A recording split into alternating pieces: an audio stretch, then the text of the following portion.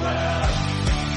I hope your ship is well, that only Jolly Roger has been through hell. Yo ho ho, on an adventure we go. In the deep digital high seas, we travel with ease, until we reach the outer edge and freeze.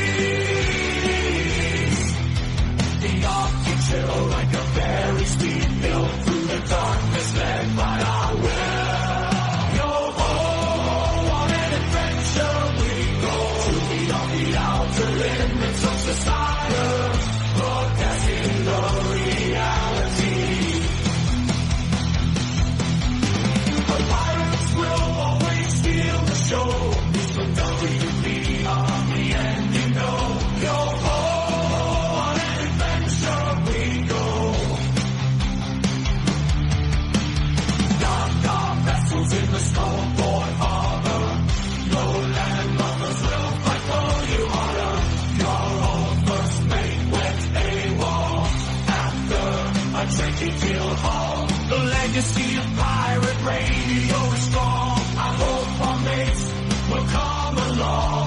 The changes we seek may not be long. That is why I wrote this song. And we go ho ho, on adventure we go.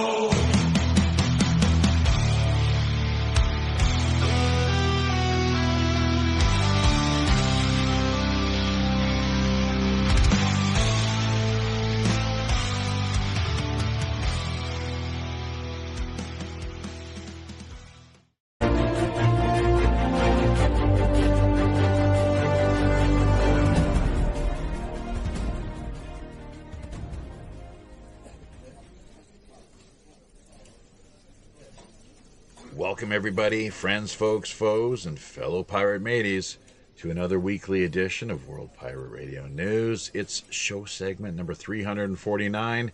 I'm your host, as always, the Robin Hood's Chief Communications Officer, Jaffe Ryder.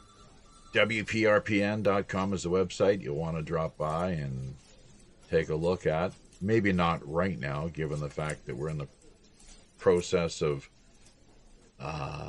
changing over our host providers, so that's a bit of an issue. Long story there. No time to really get into the details now, but when it is back up in place, and we hope that is within the next few days,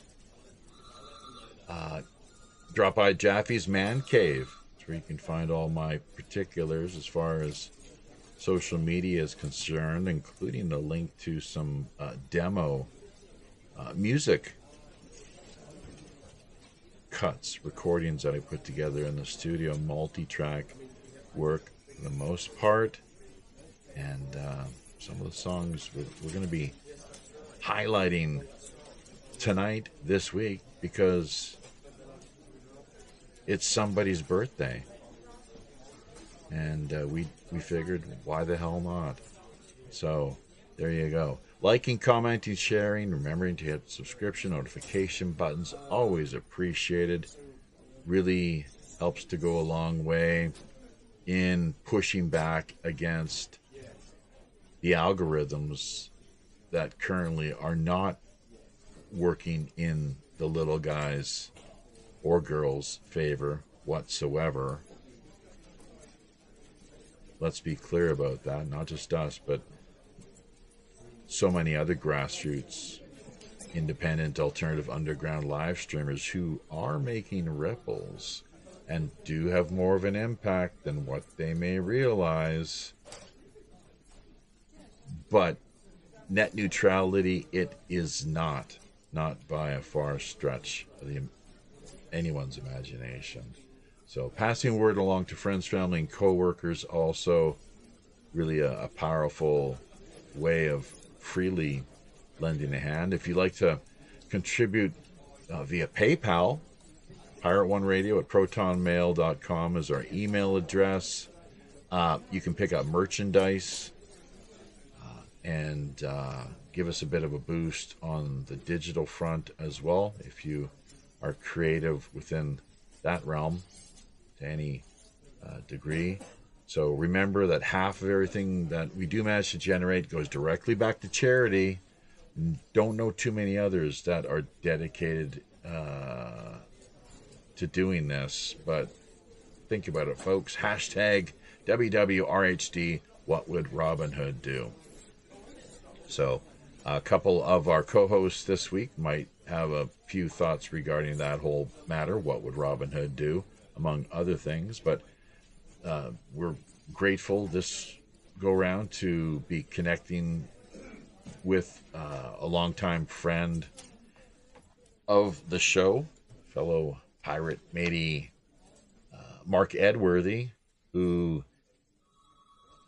is a Brit actually himself. So it's pretty early hours of the morning there via the UK, and out of West Frankfort, Illinois, the one and only Roger Hansen.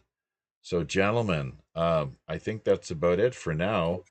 I wasn't sure if Robert Morningstar was going to connect this week or not, but he's been itching to, and it's great to have you here on board for this special birthday presentation. So, thanks for taking the time, making the effort. Cheers. As you said before we started, it's been a while since we've ever appeared on one of these WPRPN streams. Yeah, why the hell is that, man? What's going on? Time. As you said, it's early hours of the morning. It's what 22:05 here. You just don't like us. I mean, come on, let's be honest now. Well, I occasionally have to prioritize daytime activities. We're a little too harsh in the way we like to bust your balls. It's a little too much to handle sometimes. So taking a good ribbing, I'm not sure how they say it via the UK exactly. Oh, taking the piss, I guess, right? Taking the piss. Yeah. So, yeah. I don't know. I've had worse. Yeah. No, we love you, man. We love you. We love everyone that's out there that helps to support us, that drops by and takes the time to say hello. And because that's really what this is all about. It's connecting with fellow humans, really, as far flung as they may be, around the world, that they're voting essentially with their computer mice. And they're interested in what's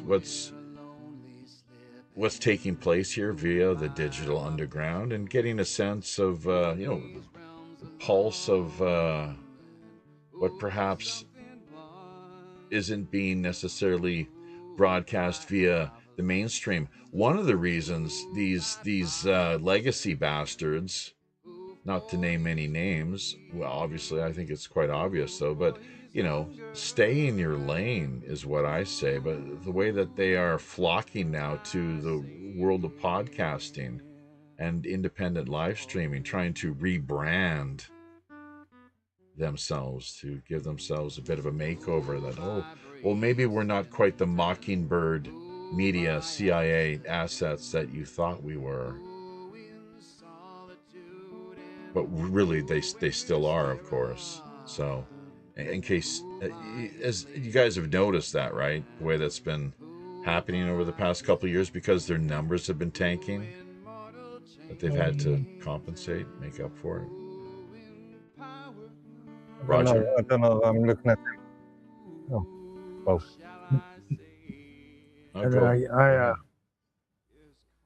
Music's kind of strange. Oh, yeah, the music too. Yeah, it's overwhelming. Yeah, let's turn it down a little bit. Also, there's an echo coming. Is there really? There shouldn't be, because yeah. No, I don't hear I'm nothing. getting feedback too.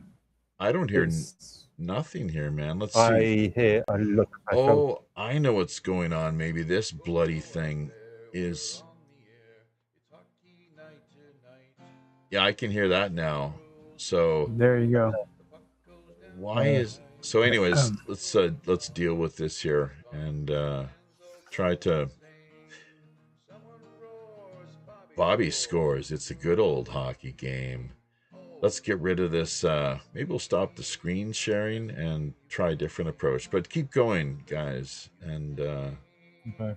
we'll see how this proceeds from here. Yeah, that audio was sort of overpowering. well, it was also feeding back, like I could hear my own voice whenever I talked. How's that? Is that better now? Yeah, that's fine.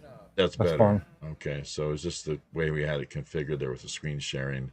We'll try another approach. But go ahead. Yeah. Any thoughts? And we'll bring up the talking points here too, as people can take a look at. On your last point about mainstream media losing using viewers, losing audience, obviously we've got the BBC in this country, and all the criticisms around the license fee and the license fee contract being renewed next year. And the BBC is screaming out for more and more money. Oh, jeez. Yes, Saville's legacy media that he left behind in tatters, of course. So, and there's so much more that's yet to be revealed there. This age of apocalypse that we find ourselves. Oh, there we go again. Screw that. That's not the way we want to do things with the screen sharing. But yeah, that's a hot issue via the UK. Is there anything more you can say about that then? So the BBC, the fees that some people are not keen on paying? Yeah, I know that the BBC is trying to push government into adding it to the fees to general taxation, which would mean that the BBC would receive more money. I don't know. I suppose we're going to have to wait enough a year before we know exactly what's going to happen.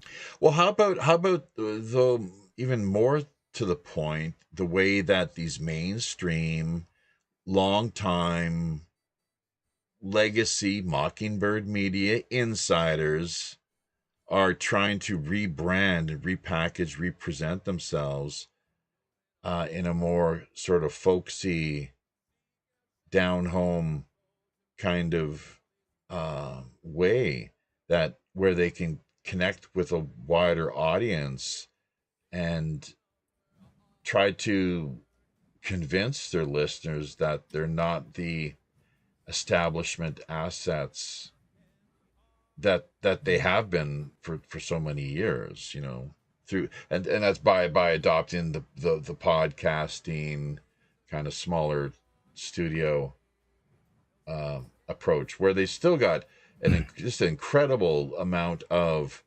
the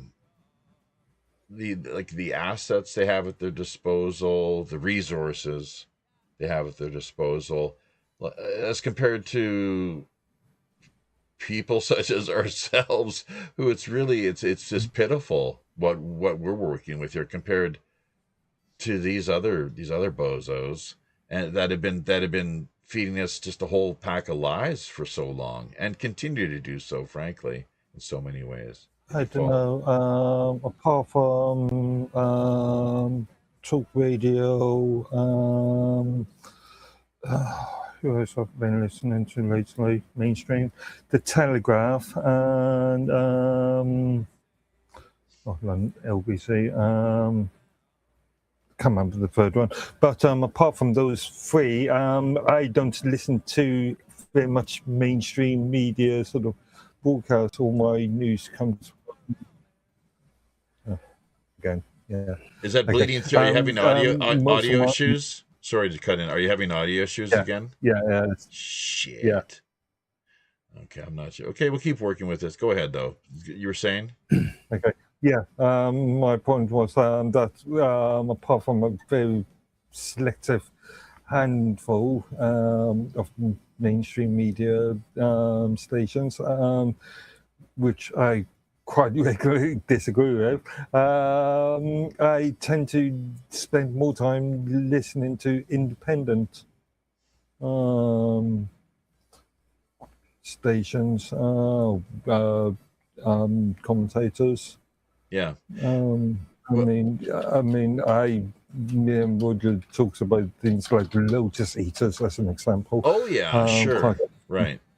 Yeah, and not from your ex part of the world, Rebel News. In Canada. Okay. And stuff.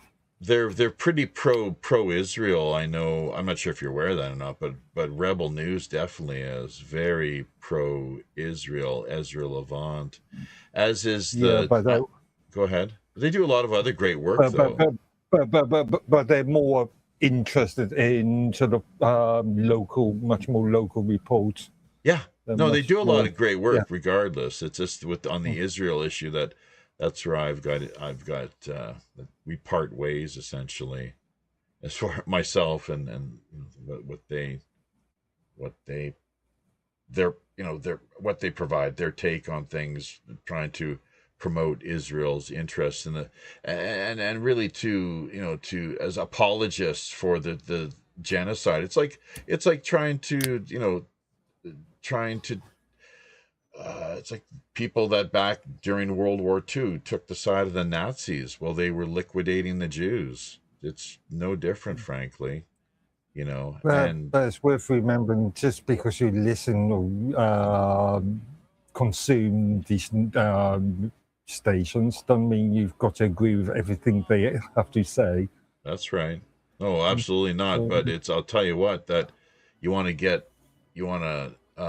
really ruffle their feathers, hold them to task. Tommy Robinson is another one.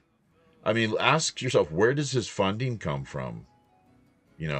Like all the great work that he does as far as the Kalergi, and they never mentioned the Kalergi plan either. I'll tell you, like, I've not heard Tommy, or was it GB News? Or even the Lotus Eaters, like they talk about open borders, illegal immigration, but yeah, Kalergi plan, and I have on multiple occasions left this for them in the comment section. You like laid it out there quite clearly, and they just choose to ignore for some peculiar reason. So. Not sure why. Again, they've got to make sure that their arguments are presentable to the viewers and potentially acceptable by Ofcom. Yeah, they worry about votes. What's wrong with calling out the Kalergi plan? You want to depends on how you do it. Have you read the Kalergi plan? Take them, hold them to town. Yeah, hang on. You can maybe hear some of this audio bleeding in. Stand by while we. Have you read the Kalergi plan? I've looked at it in brief. I had a sense of what it's all about. It's not gonna produce votes. It's not gonna produce viewership. What do you mean by calling them out? By even discussing it. I mean, like, why? Because see, that's what it is. The majority of people are looking at the issues that these people are bringing up, but they don't know the true story behind it. Like, they don't know about Kalergi. They don't know about his writings. Yeah, they don't know any of that. Isn't it the media's responsibility to lay it out for the people in black and white, and ultimately let when us did they decide? Do that? Pardon me? When did they do that? Who? I don't recall a time in history with television news that they actually told the public what they needed to know. Yeah, they're the gatekeeper. That's the thing, is that was one of the first things that I was told when you could say journalism school, but I'd taken a few journalism electives that I did, kind of minoring in journalism to some extent. Should have gone into broadcast journalism too. Probably would have done a lot better job with this sort of live streaming business. But they serve the role of gatekeepers. That's how they function. The establishment media, that it's not so much, it's all that's fit to print, or fit to, don't let the children know, and then that you either, the way it's framed, the issues are framed and presented, or just ignored flat out, as you say. In the mainstream media, you've got to think, you've got to comply with local laws, but you also have to make sure that you don't lose viewers. Audience numbers make or break a mainstream media program. How would viewers be lost by laying out for the public the fact that this is the Kalergi plan, which is being effectively implemented and pursued? In Britain, you would have to be very careful how you word that. Why? He was political and political tensions. Well, I guess probably the ruling class don't want any of this to be brought to light, but that's once again, so you got to ask yourself what. So basically, it's a limited hangout function. Even like trigonometry is another example. That they're very shrewd, they're very capable, intelligent analysts, and they have a very impressive grasp on the issues. The way they're able to break things down and essentially present them to the public, but there's certain things, as what we're alluding to here, that they don't really make known. The same with Alex Jones. I don't know. It's the Kalergi plan. I don't recall any time that he brought that up. That as far as I'm aware, maybe he has.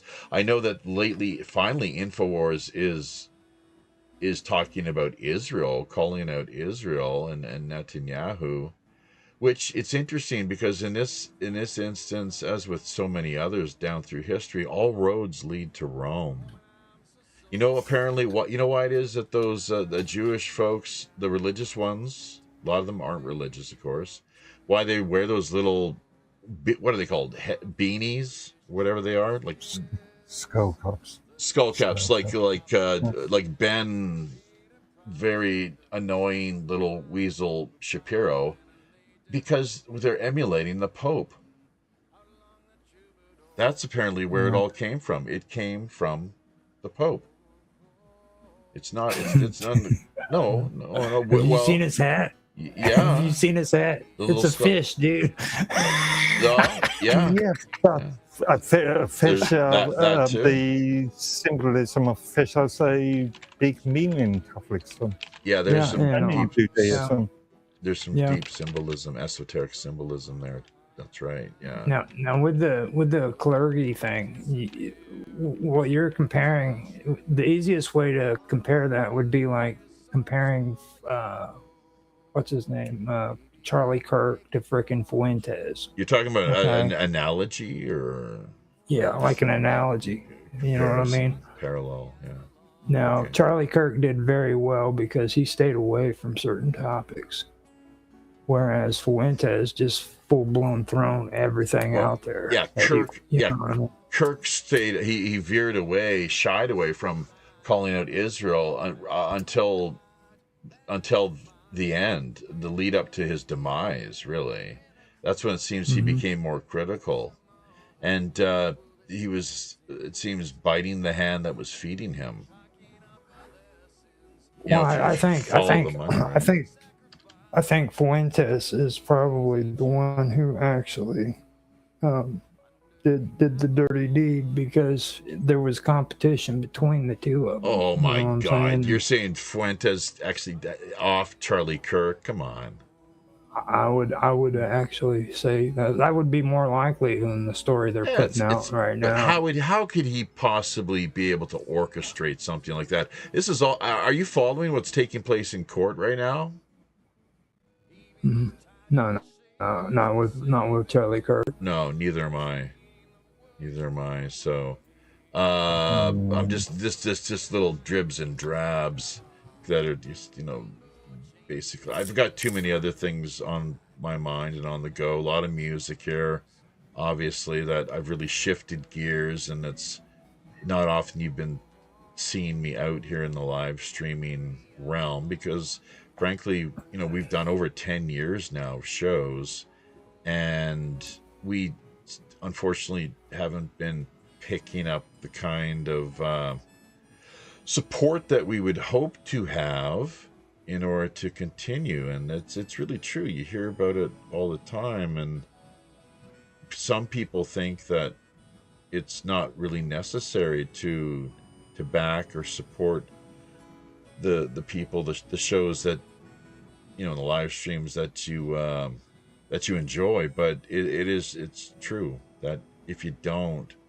there's just not the incentive, and you lack the resources, and people have got their lives where they've other priorities come into focus clearly. And Granted, everybody's got their own priority, but it's also worth remembering that for us, these shows can be quite time-consuming, especially for those of us who have to edit the shows afterwards. oh yeah, big Make time. Make it look pretty and stuff like that. But Yeah. I mean, I gave up on all that. Like asking people to reach out and give you support is almost like asking somebody to freaking pull a nickel out and give it to a homeless person. So I've never. I mean, the only people who's actually supported anything I've done was Bob Dub. That was it. Yo, she's great. She is great. Tan Hot Train, yeah. Sorry.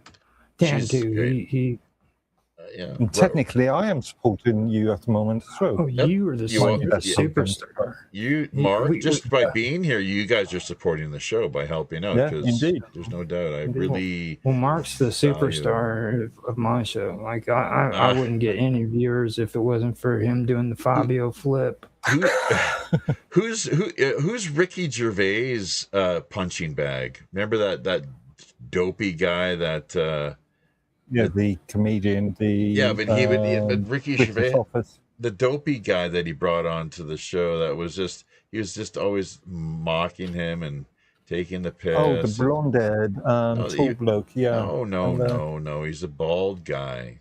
Look up Ricky Gervais, and anyways, it's quite funny the way he is just merciless with his just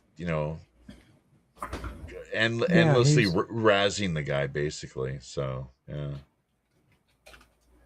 he was off The Office, right? Yeah, what the hell's his name? So anyways, Ricky Gervais, and you'd have to look it up, but the name escapes me at present. So no, but there's a lot that goes into the show, clearly, and any show, including not just the pre-production, the lead up to things, but also the post-production, the live streaming end of things is the least really of what we've got to deal with here. So, but anyways, we're not throwing in the towel yet. Carl Pilkington, that's right. Yeah, Carl Pilfrington. By the way, for anyone who's wondering, I'm in the background here. I am. We're sharing some original music that I recorded in the studios over the years here. Some out of Canada, but other projects via both Seoul and Kunsan, the U.S. the Air Force base they've got here. So, and the music is available for just for purchase or on the basis of a reasonable donation. We can make a deal. So Pirate One Radio at protonmail.com is the email address. If you got PayPal support to offer as well, along with just guest ideas or show suggestions. So and we do have some cool shows coming up over the following weeks and months. We're booking in advance, all the way up to Halloween. Actually, we have a few gaps, openings along the way, but I'm leaving a lot free in the schedule so I can actually get out and do some street busking. Yeah, I've got this new amp, and that cost a pretty penny with a mic. So I've got some gear to haul around. Finally, I've never been so spoiled, really. But I figured, what the hell? I'm a pretty introverted guy when it comes right down to it. That's why it took like 10 years to finally see me on camera, and more a songwriter than a live performer, truth be told. But yeah, half of everything that people do send our way as well, keep in mind, goes directly back to charity. Hashtag WWRHD. What would Robin Hood do? So right now, Robin Hood's going to talk a little bit more about the news, hopefully. And we're going to pull up on the screen here the some of the talking points. Guys, have you had a chance to see what we I've just been okay. Did scrolling through it. anything jump out at you? You picked it up off of Teams? Yeah, the what was it? The 80 rape cases, did you say? In Britain, that's been reopened. Or eight, wasn't it? The rape. I did. gangs. Yeah, the alleged rape cases or the rape cases. According to what I found, the 8 cases has been reopened, but there is a further 1,273 that are being reviewed at the moment. There's how many that are being reviewed? Yeah, being reviewed by the UK's National Crime Agency. No, I've actually. So if there's sufficient evidence within them, or sufficient suspicion within them, then they will be passed back to the police forces for further investigation. And I've actually been doing research on that too. Now, the reason why they're reviewing it all over again is because a lot of these cases have been just clumped together. Like, instead of them being like gang rape, which that's what they're claiming, they were individual rapes that took place. And they just went ahead and just clumped them all together in one big file. So now they have to go through. Well, I'll tell you what, the it's like a straw man prosecution effort on the part of, I guess you would say, the Crown. Really, is that correct, Mark? Is that how it works in the UK? I know that's Canada. So although we have a little different approach in doing things, obviously, but yeah, there could be more. I mean, if people really we're looking for justice, that's why I say, like, who isn't a social justice warrior? If you're not a social justice warrior, what's wrong with you? And I'm not saying social justice warrior in the way that some people might think, or the way that so many people like to define it. Because I was just thinking, should I dye my hair blue? Well, it's like, who doesn't want justice? Of course, most people do, unless you're a criminal, I suppose. Really? Well, I do want Mark to dye his hair blue. That would be cool. Why? Like, all social justice warriors have blue hair? Some of them have purple hair. You can go for the purple look if you want to, but I think like a blue colors got also punk rocker going on. So. When I was a kid, I had Billy Idol was really big, and we did the air band thing back in high school, and I got my hair punked up and spiked and had it dyed orange, and I was walking down Main Street. My dad and brother passed me by in the truck that they were driving, never even saw me, just never noticed me at all. Or if they did, they're like, "Who's that freak?" Something that our little town had never seen before. So I was also the first guy on our hockey team to get an earring. I was, everyone was, they were kind of sticking it to me because they're saying, oh, this is how how it's all girly, obviously, and pretty faggy or whatever. And it's really interesting because within the next week, almost everyone on the team had an earring. Because I was basically quite often as like ahead of the curves, like I could see the future coming in many ways, and so including this business of just looking at the numbers with Indian immigration, Chinese immigration, and the outside world. The fact that if things were not handled in a balanced, more conservative and sane approach, that the West would be flooded, Canada in particular. Just crunching the numbers, like maybe 30 million compared to over 1 billion in China and India, you name it. So I just really think, once again, I've said it before here, that peace, order, and good government. I'm not sure what the founding principles are in the UK, but without that good government, you cannot expect to have any peace or order whatsoever. I just don't. I believe that's not achievable. So, and right now, government is floundering and faltering. They've been doing so for a long time, and Trump is not the answer, clearly. Maybe someone like Massey. But I do believe Massey is someone of integrity. Tulsi Gabbard to some extent. Bongino is kind of a head case. Clearly, he's lost his mind, and he's all he's freaked out, thinking that he's going to be murdered, which could happen if he says the wrong thing, I suppose, based on his insider knowledge, the burn bags and everything else that he was privy to during his brief stint, with the FBI. So, what are your founding like life, liberty, and property? No, not property. Life, liberty, and the pursuit of happiness via the U.S. It used to be ownership of private property, but that was taken out, and it's interesting that noting that the abolishment of private property is really the end goal to the whole communist agenda. You will own nothing and be happy, says Klaus Schwab, aka Rothschild. His mother was a Rothschild, I guess. So go figure. And the UK, though, Mark, what are we looking at there as far as founding principles? Founding principles. Got to be something.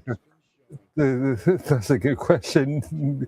Looking at how Britain is at this well, life, liberty, and property, or if you will, the pursuit of happiness in the U.S., peace, order, and good government. In Canada, what is it? Fraternity, liberty, fraternity, and what do they have in France? Fraternity, liberty, and can't think. And endless amounts of wine and cheese, perhaps. How about that? Yeah, and plenty of garlic. Yeah. Smelly French man. Yes, the sausage and garlic. So, what about? I don't know. All of these things are just buzzwords, aren't they? All right. Anne Widdecombe. Speaking of the UK, she's now gone, and under rather peculiar circumstances. Lindsey Graham dead at 71. Some saying now that he passed away in Kiev, if you can believe that, which is quite something. The FBI, from what I understand, they continue to scour his house looking for who knows what. You were going to say something? We were just actually talking about both Widdecombe and Graham on the fixings just about half an hour ago. It's worth remember that Lindsey Graham died at the age of 71. So there were some suggestions that the heart attack wasn't an organic heart attack, a natural heart attack. But again, I point out he was 71 years old. I kept So- quiet about a lot of that because, like, Mitch McConnell, everybody talks crap on him. And be honest with you, I think stability in Congress would have never been held if it wasn't for that man. Like, everybody's wanting He to pass shied all away these from- laws just rapid and fast. And Mitch McConnell was the only one that said, hey, hold on, we need to stop and take a look at this stuff. Well, You know, what? Take a I look at think a what lot exactly? of bad things are going to happen. I'm sorry. Take a look at what With exactly? traditionally, bills being passed, wanting to be passed through the House of Representatives and Senate. By the time it made it to the Senate, Mitch McConnell was always the one that said, no, look, we're not going to pass this. Let's stop and take a look at it. You know what I mean? He would slow it down. And here in the United States, you're seeing a lot of people trying to push fast laws like they do in Yeah. other countries. Sure, But sure. That's not traditional. Well, look what the hell's problem, the problem is, sorry, I was going to say the problem is, we find this much in the EU as well as in the US, is that these bills are written in such a way that they go for hundreds of pages. And most representatives don't have a chance to actually read them. Yeah. And you can sneak little bits and pieces into those bills. In the EU, it's even worse because you've got to vote every couple of minutes on new bills. And obviously, as a representative, you cannot digest all those bills. And in fact, I was just hearing a story about a bill that I think was related to cameras or some sort of public identity sort of thing. Surveillance. That was actually not passed. It didn't get the votes that it needed to get passed, but the EU, the EC, decided just to allow it to be passed anyway. So an anti-democratic law that was put in without the being elected on. Okay, one more time. You're talking about the UK. The UK working with. No, I'm talking about the EU here. I see. EU. Oh. The EU. Well, passed a piece of legislation.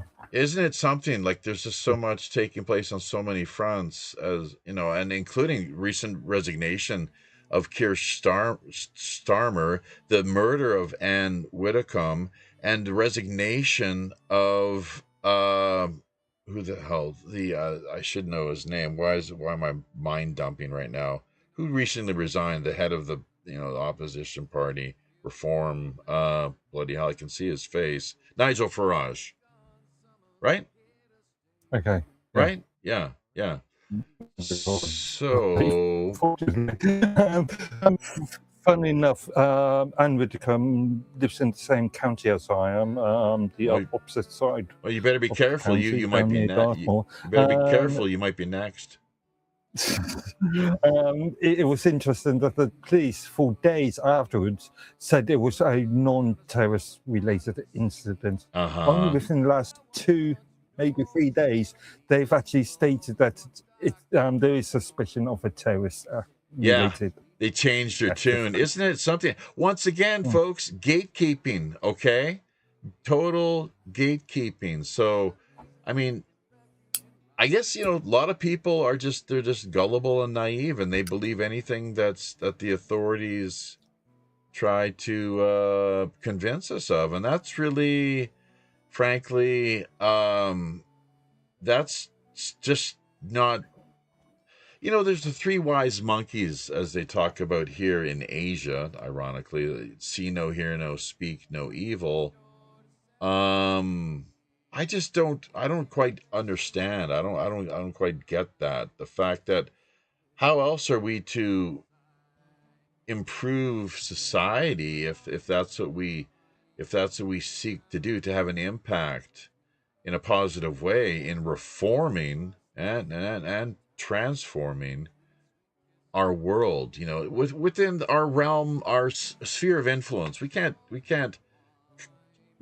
overhaul the entire thing, obviously, and it's best ultimately just to work on ourselves. Truth be told, I would argue, but within that sphere of our influence, the that we have, and God only knows what that is exactly, but I guess when you have elected officials and you have public statements on the part of police agencies and official outlets that, yeah, we've got to be on guard. As it says, the Canadian national anthem, "O Canada, we stand on guard for thee." Well, it sounds great and looks great on paper, but frankly, we just have not been seeing that over the past number of years. It's been quite disheartening, and to the point of even downright disgusting, frankly, the way that the big red machine has been allowed to get away with its excesses and crimes, frankly, for multiple terms now. But I mean, hey, when you're the law, how is it? How is anything illegal if you're the ones who are making the laws and putting this legislation into place? Good luck having them, held to account, regardless of what they do. They can get away with murder ultimately and not I even don't be know. held to No, account. I disagree. Well, look, what the hell was COVID all about then? What? What was COVID all about? Okay. You know that now it's come out over on the 7 broad million principle. in America, but Mark, over 7 Okay, million on the people broad principle. dead because On of the the broad experimental principle, there kill are shots. levels of control. I mean, as an example, in Britain, a law has to be, or a bill has to be reviewed by the House of Commons and House of Lords. Yeah. That can take up to 3 different sessions. So back and forth, and then it needs to be approved by the Crown, the monarch. Granted, technically, that is just a rubber stamping exercise these Wait a days. minute. But Where does it in go after the House theory, of Lords? After the House of Lords, it goes to the King to final approval. generally speaking, the House of Commons will first look at the bill, then vote on it. Then it will go to the House of Lords. Yeah. Then it will return to the House of Commons, and that will happen 2 more times. And then, if the bill is acceptable to both the House of Commons and the House of Lords, then the monarch has to assent it. So, really stamp it, approve it, and then it becomes law. Okay, and that's so there's levels of protection there. Yeah, right. Is there any time? When's the last time either the House of Lords or the Crown opposed any legislation? The House of Lords have done it quite a few times. Well, our Senate doesn't. In Canada, our Senate is completely emasculated. The House of Lords is slowing down the implementation of the assisted death legislation. Oh my God! In this country. So now the UK is adopting a similar to what Canada has with its MAID program. Well, not yet. The bill has yet to be passed. Oh, well, they will. Trust me. But you know what MAID actually stands for, don't you? Oh, that's the Canadian thing. Do you know what it stands for? It's on the tip of my tongue. Murder and instant death. Okay. I'm not sure if that's the issue. Well, it is as far as we're circumcised. I was able to do a little research for you on the property thing. Yeah. No, when it says life, liberty, and property, that was the original saying that was used across the American colonies. No, that was before Thomas Jefferson penned the Declaration of Independence in 1776. Come again? So,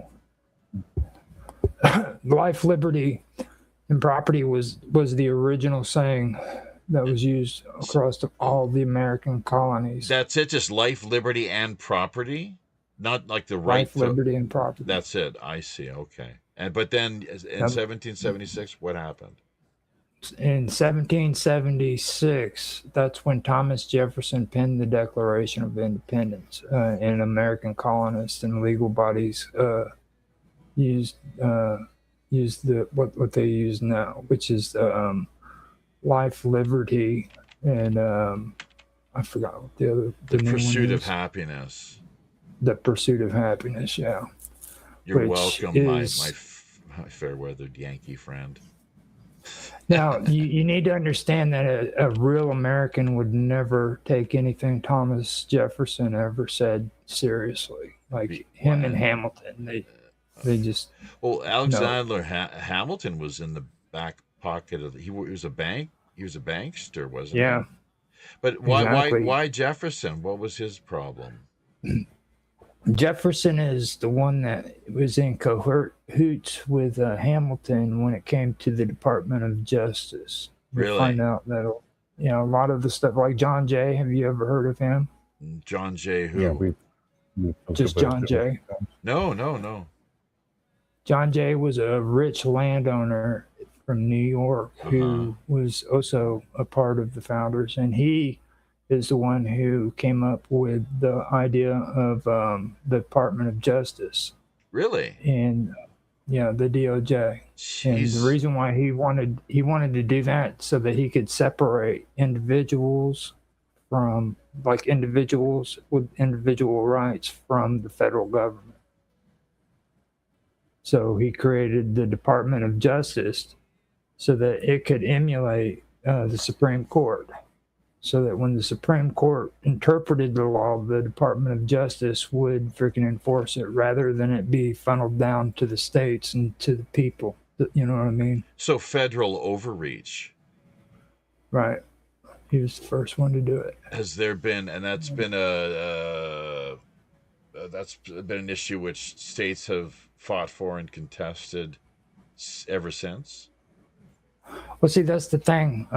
People have a hard time understanding this. Like, first of all, government isn't your friend. Okay. No kidding.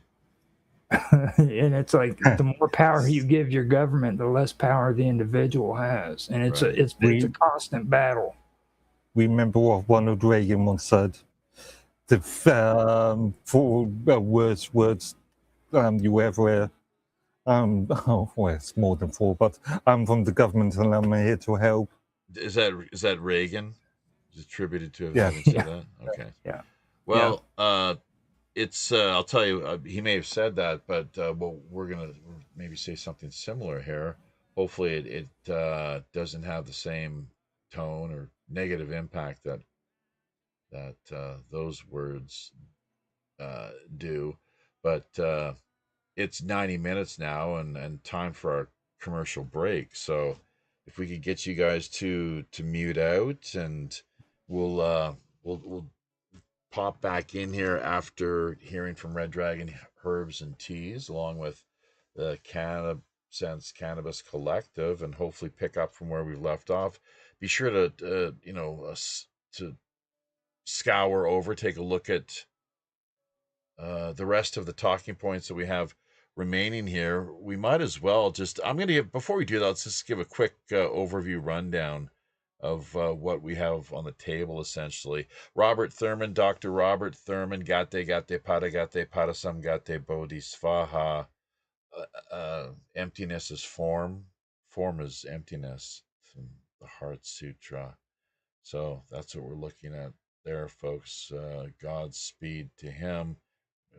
I wasn't really down with the guy with his politics, except maybe on the Tibet issue, and but he was amazing. I mean, just a brilliant Buddhist scholar, and thankfully he left quite a legacy. Which, for anyone who's interested in these things, they can check out his the talks that he did over the years, including at his website. A whole number of, I think, close to 300 podcasts. So Well, we're on the topic of Tibet. Yes, another activist has self-immolated outside the UN in protest against China. Did anyone even hear about this? It was a big deal back during the Vietnam era, of course, and there's an image that was shown all around the world, but didn't see too much coverage of this recent this horrific act, of course. So, Philip Mantell, let's give a shout out to him. We were working on having him on the show. He's been dealing with some serious health issues the last number of years, and he's, as a result, it looks like issued his last UFO book. So, uh, check out Philip and his work. Someone who Robert Morningstar knows quite well is what he's told us. So definitely worth anyone out there that's keen on these disclosure related issues and the whole history of ufology to connect with his work, of course, and legacy. Dan Willis, another individual similarly, someone who dedicated themselves for the longest time to exposing the truth as best he could to what's really going on out there in our skies. Are these interdimensionals, actual physical craft and beings of some sort or another, or what exactly is going on? But he passed away recently too. We had him on the show several occasions. Godspeed to him. John Rappaport was 88 years old, I guess. A lot of people have heard of John Rappaport. Appeared on InfoWars multiple times, among other places. So, great work, great legacy. Lindsey Graham, I don't really have too many good things to say about him. I'm not going to bash the guy. We've all got our karma that we've got to face and deal with. So, he's gone now too, Yeah. and under what set of circumstances exactly seems rather mysterious. There hasn't been too much I'm clarity. not so sure. Again, I can believe it's just natural death. But yeah, I was reading these Wikipedia page just after the news, and yeah, I was surprised on how influential he has been. It And seems like Obama he called and it stuff. the Queen of the South, something along those lines. He was a lot of, as far as his personal life, uh, rumors swirled that, and that was his personal life too. So is that really anybody else's business? Don't, I don't particularly think so. Not unless he's, uh, you know, spending time behind closed doors with minors.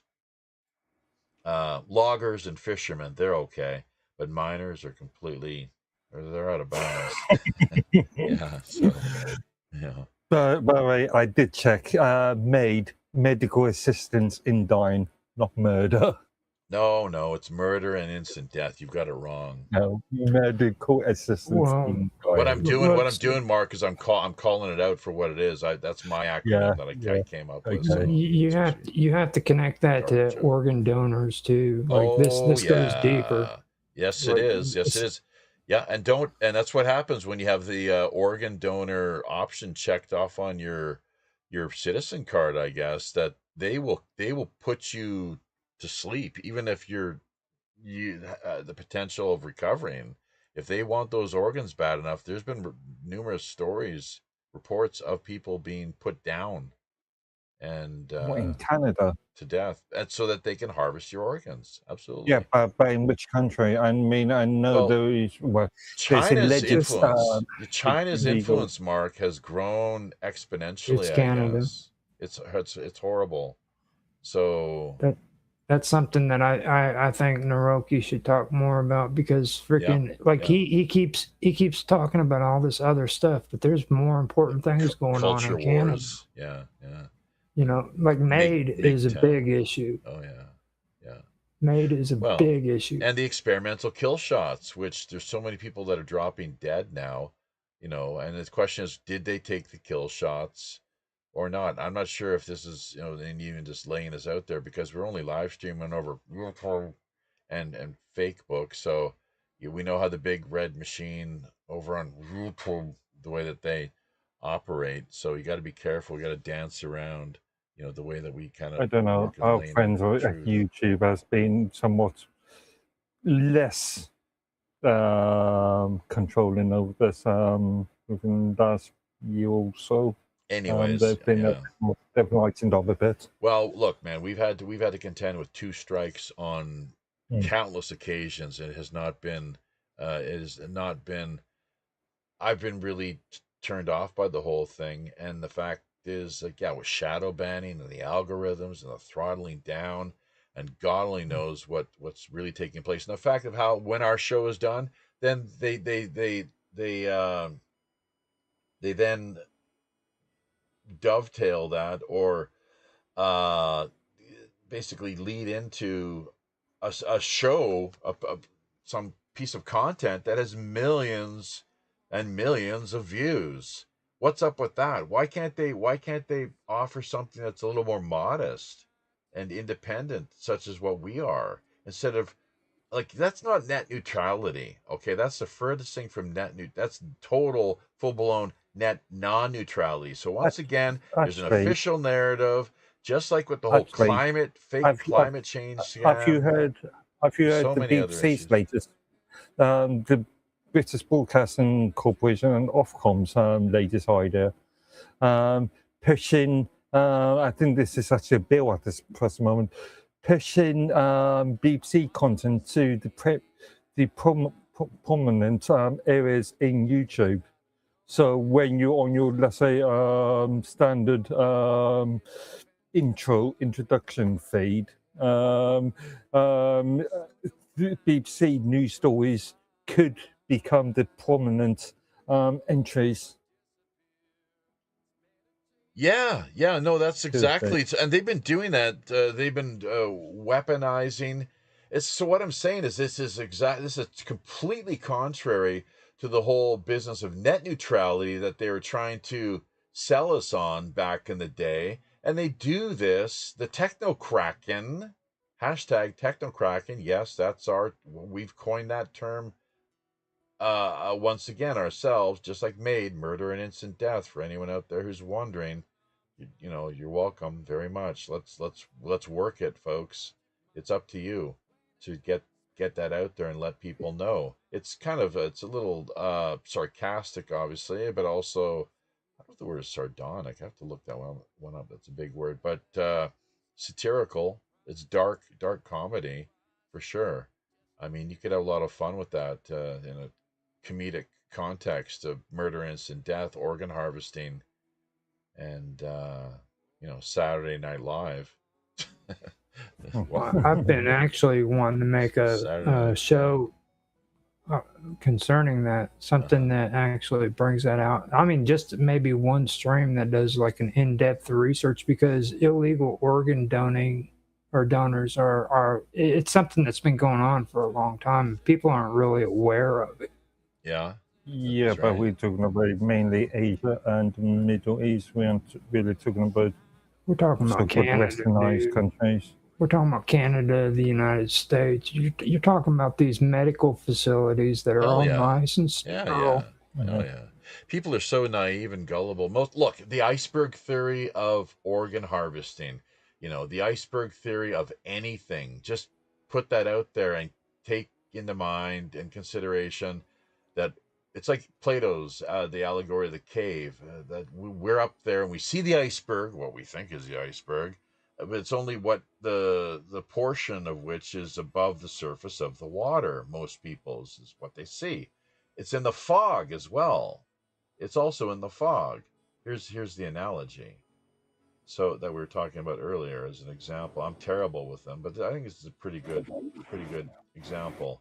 But most people, so it's foggy. They kind of can make it out. It's like, oh yeah, there's the iceberg. let's be careful not to hit this or ram into it and cause any more problems.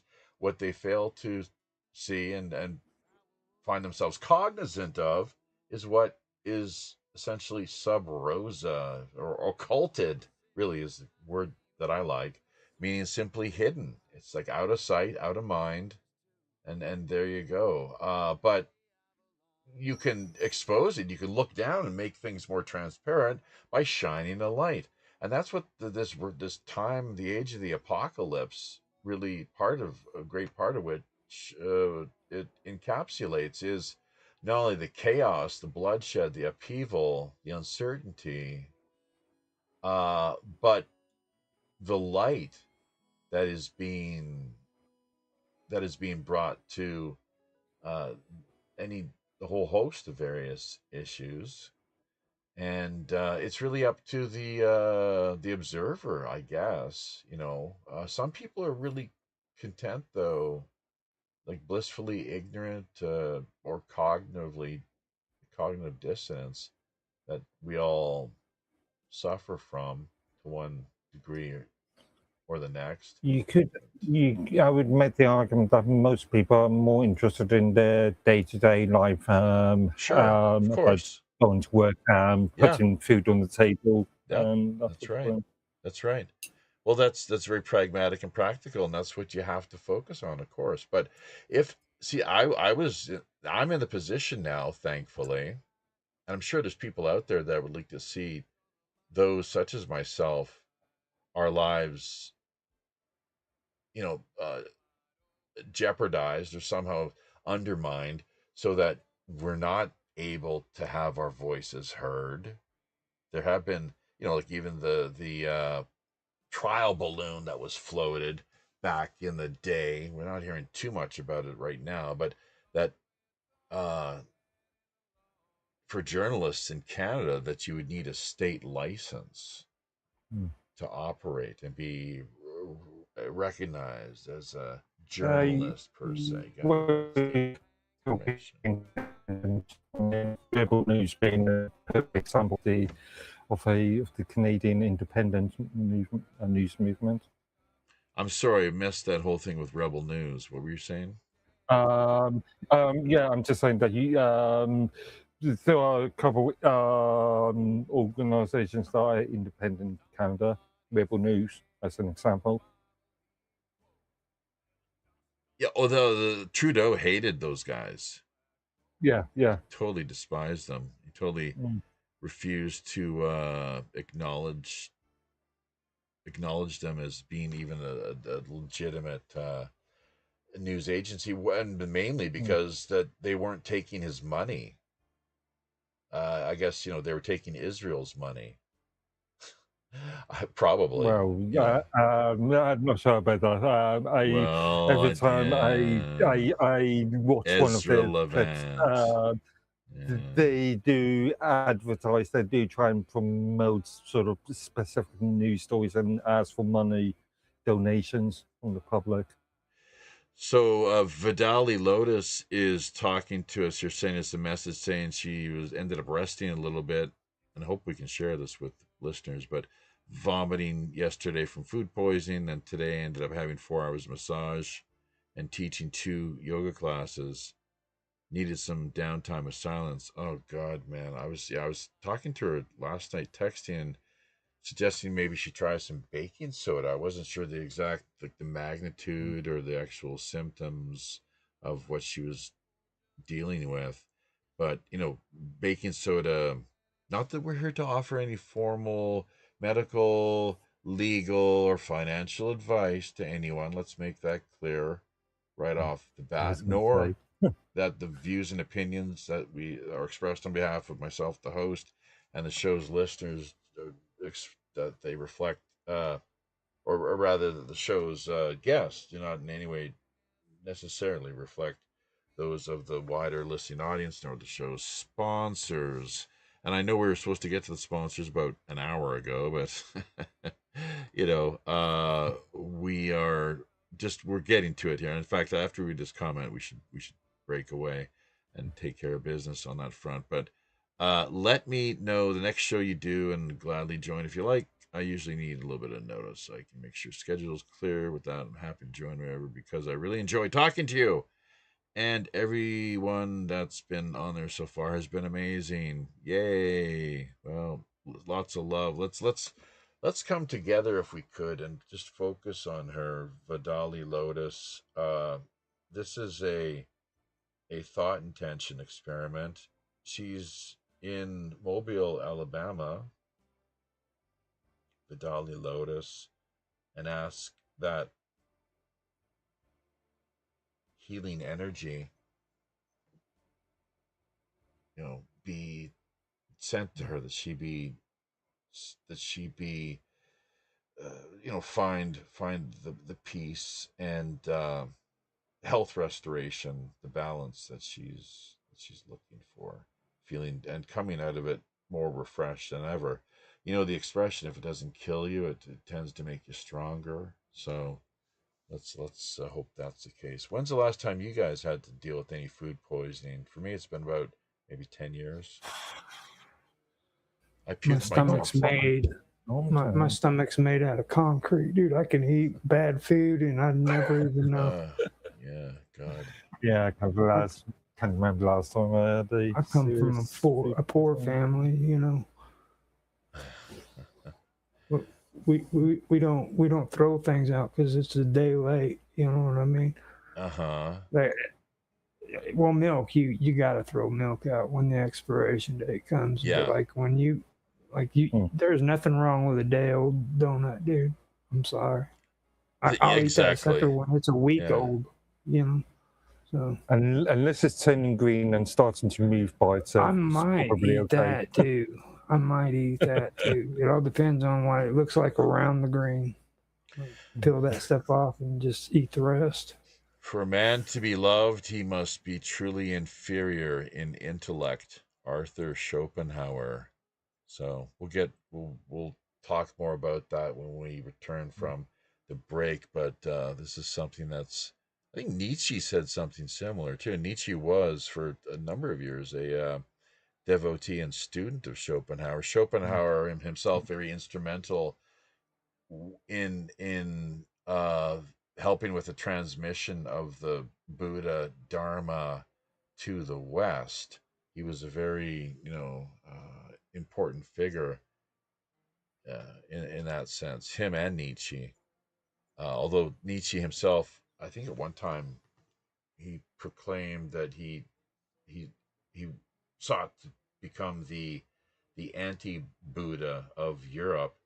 That he was a closet Buddhist until he died. I can almost guarantee you. His claim, one of the big claims, Buddhism is a negation of the will, and that's quite that's quite something, especially when you think about what is the will according to Nietzsche is one, but if you look at it, ask yourself how difficult is it for people to meditate and just let things go rather than completely feed this monkey mind that really we all have, mind monkey as others put it. But yeah, I think it takes a lot of will to do that, and insight as well too. uh, Christ talked about coming with a sword. Manjushri as well carries a sword. Manjushri, maybe you can look more into him actually if you're so inclined, Roger. I've got this wooden what the hell is it? Jizang Bozar. I think this is the equivalent of Manjushri. I picked up this little wooden block in the east coast of Korea while we're traveling there. I think it was Gyeongju, which is the former capital of the Shilla dynasty. And I've been curious in researching esoteric Buddhism in Korea and how Tibetan Buddhism made its way into Korea, I guess, in the 7th or 8th century. In part, this had to do with monks from Korea visiting Nalanda, the famous Buddhist university in northeast India, I believe is what what it was. So, same university that the Muslims were the Mughals dynasty was sure that they were hell bent on razing, burning to the ground, destroying everything that they could possibly get their hands on. Paste So, the paste the proper spelling into the chat, and I'll do it. But all right, because the spelling Manjushri, man like Manjushri. So here we go.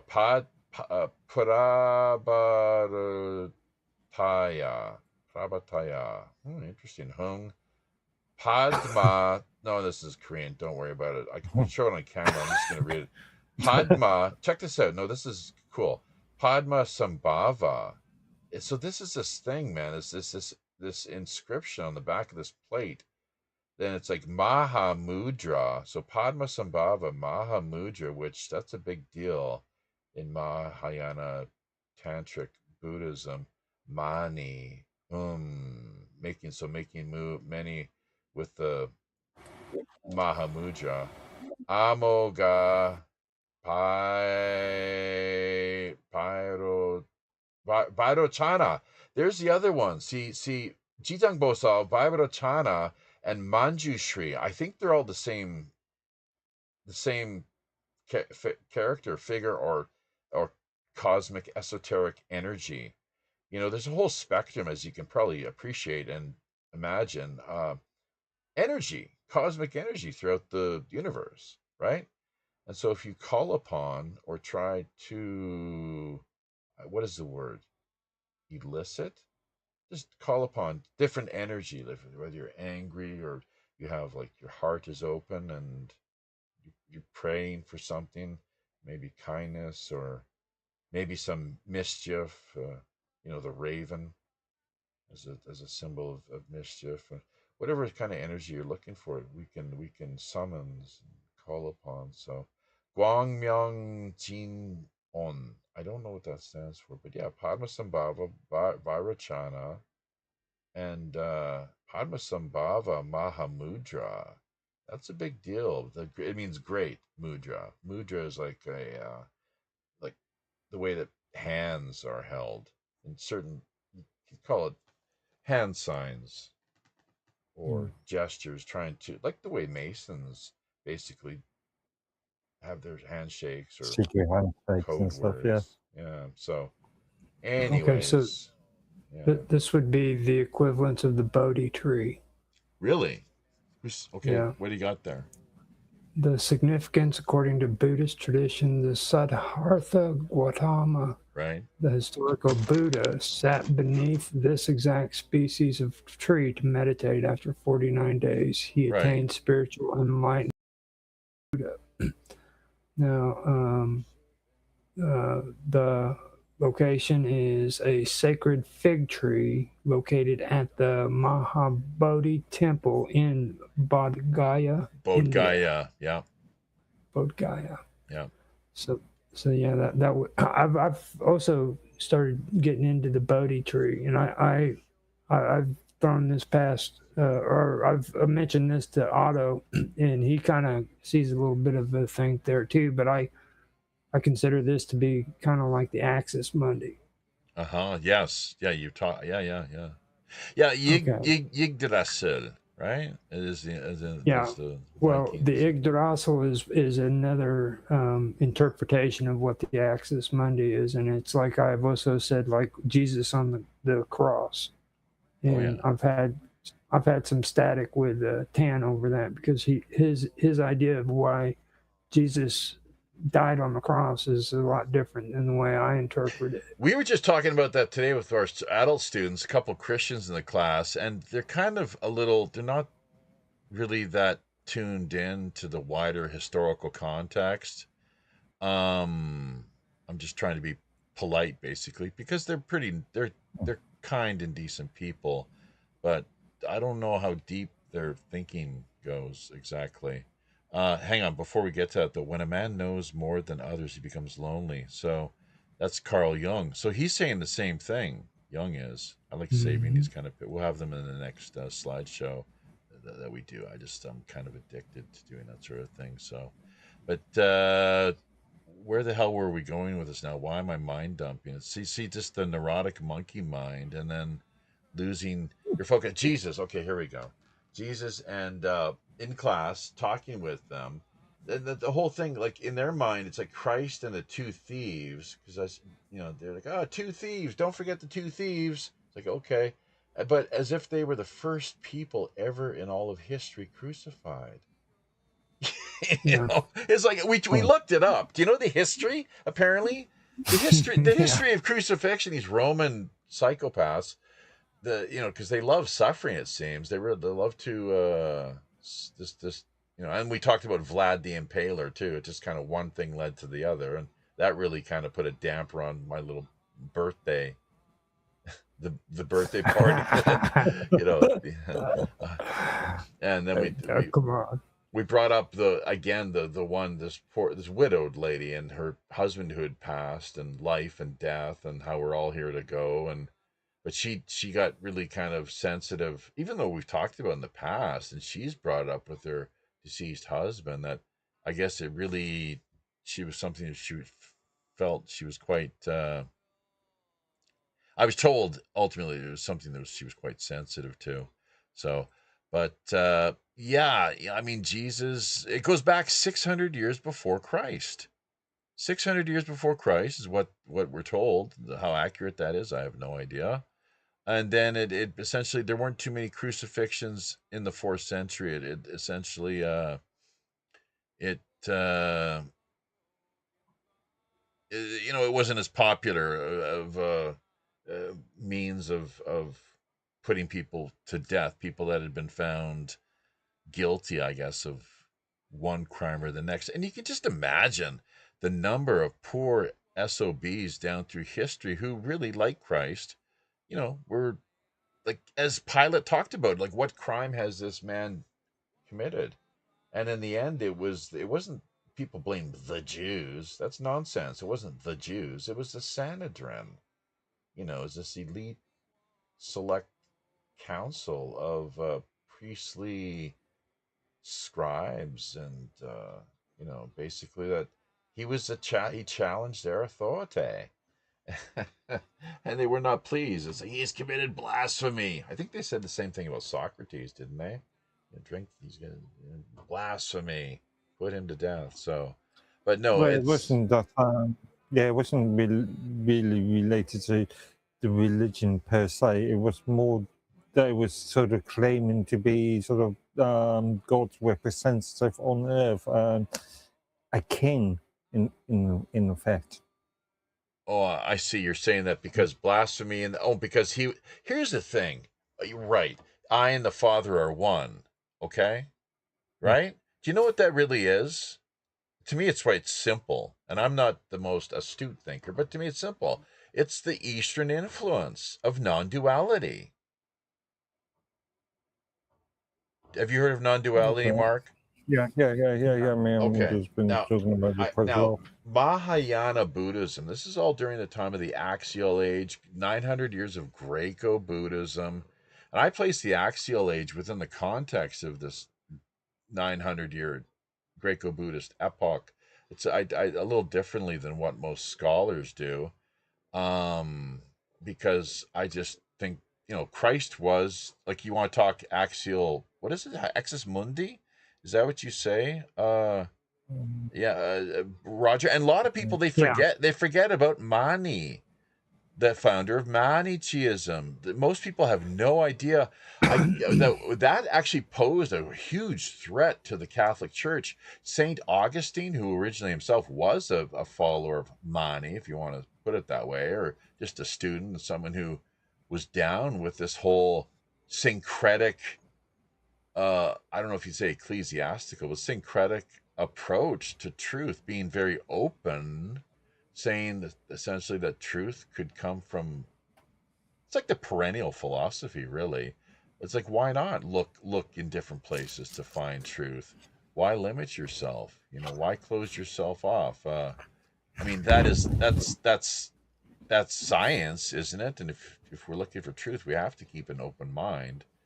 obviously. So, but yeah, Manichaeism, look it up. It really it posed a threat to the fledgling uh, Catholic Church, essentially, and to the point where it could quite have easily taken over, and it should have really, unfortunately, but it didn't, and it just yeah, it remained essentially active in the underground.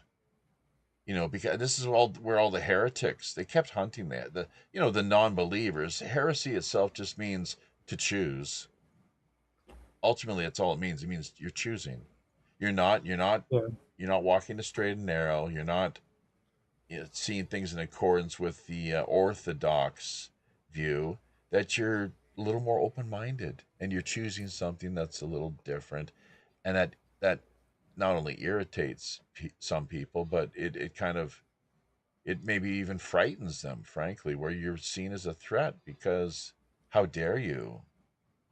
How dare you use your reason, God-given reason, intellect, and We ability to all come express. from, we all have different beliefs, but everybody seems to have some of the most, some things that are the same too. Like with the Buddhists, especially, they have different factions. Like churches have denominations, Yeah, just like the Buddhists, yeah, different ones, you know. that's right.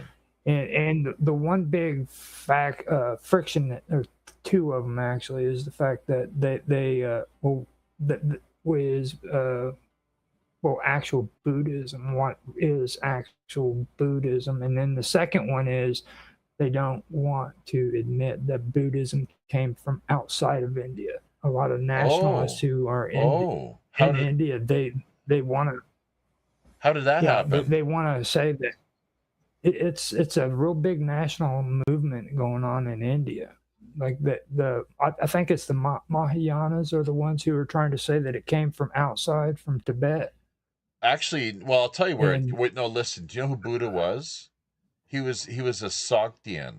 He was a yeah, he Scythian. was, He was like yeah. Eastern Iran, I guess, if you look at it. It's, Here, that look, I can prove it to you, that's okay? where I get that's the second part. See, Indo-European or Indo-Aryan, they don't want to admit that it was actually an Indo-Aryan, Indo-European Yeah. influence that They caused they Buddhism. yeah, they don't like to talk about the Tocharian, the red-headed mummies of the Taklamakan Desert Right? either, do they? So, Nope. things anything along those lines. It just it poses a bit of a threat. But no, here's what they call him. It's a Sokamuni. Sokamuni is the Korean term, and his clan. What they found here, and well, I've found, and that people that look into it know about it. The truth of the matter, he was Prince Shotoku left Korea. They were driven out. The family was the royals, and they went to Japan. Interestingly, and that's where they spread Buddhism. That's how Buddhism first took off, was because of Prince Shotoku. But he was a member of the Soga clan and people. Soga, like Sogamuni, or the Sogdians. And remember, this is during the Han Dynasty, the late Han Dynasty. I'm not sure which one came next. But actually, no, it was almost after the Han Dynasty. Really, maybe wasn't it Tang? But I think it might have been one more. I have to look into it. But these people were traitors, and that maybe in a treasonous sense, possibly. I'm not sure. Hey, listen, shout out to Marsh Muse Concept 6197. Just to say the man talking sounds like Dave McGowan, the famous author. Well, I hope I don't meet the same fate as Dave. He passed away from cancer a number of years ago, but thank you. Dave was a lot more, well, I give him all the credit in the world for the work he did. Anyone who takes the time, makes the effort, and is capable of putting together like books of the caliber that he did, and others have, I just you know we take our hats off to them. Clearly, they deserve a lot of credit. So thank you for dropping by. a Marsh Muse concept. Yeah, I'm not sure what that is with the handle there. Why they've got the crown either? So did somebody give them? Is somebody moderating over on YouTube and gave them? Oh no, this is a. We noticed it the other day. I think it was on Friday's stream.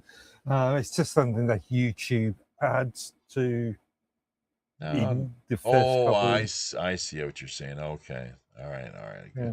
So once again, yeah, big happy birthday to me. I feel kind of silly talking about this, but today is the 16th, and there we go. You know that I was born the same day that the first astronauts allegedly were on the way to the moon. And I happen to be a distant relative, supposedly, on my mother's side, to the one and only late great Neil Armstrong. That's how the story goes. So that's kind of funky. What, Yeah. 1967? Nah, born in '69. So do the math on that one, I 69. guess. Yeah, of course. Crazy, Yeah. man. I'm gonna be 60 in a couple years. It's like really kind of Funny enough, so you wonder why I celebrated. I talk about I death. celebrated my 50th just about a month ago. Oh, No, cool. just under a month ago. Congratulations. How does it feel? Same as. Problem was, I was suffering from one of the worst colds. I picked up a major virus during my birthday, so I was Irish basically whiskey. in bed all day. Irish gin. He went out and got Irish gin. Okay, and I told him the night he was drinking it, I told him, look, you do not drink Irish Scotch. Did he really? Did he really go out and get all boozed up? No, You dirty old sod. You get Scottish gin. Funny enough, I'm You dirty old drinking sod. ginger beer at the moment. Oh, really? Ginger beer. Oh, wow, that's an atrocity. Ginger. You know, that sounds. freaking Anything with ginger is just. African colonials they had a fit in the book that Bob Dodd's reading, because when their caravans came in, all they had was ginger beer, and they freaking had a fit. They're like, could not cope with it. Why? Because it was beneath them. They wanted real beer. They didn't want that ginger beer. You're talking African colonials? Is that how you phrase that? Yes. So not slaves per se, but slave owners. She's reading The Orange Man. Okay, what's that all about? It's a book about Rhodes, Cecil Rhodes, and it's also about what's his name, Kruger. The Boer War. Yeah. Well, the orange, that's the thing. The orange, yes, indeed. There you go. William of Orange, yes. Mm-hmm. And it's an interesting book. Like they actually had a fit because they only received ginger beer. That is so un-British. So beneath them. Okay. Yeah. Yeah. Well, they've been a pretty classist. I've been drinking this all.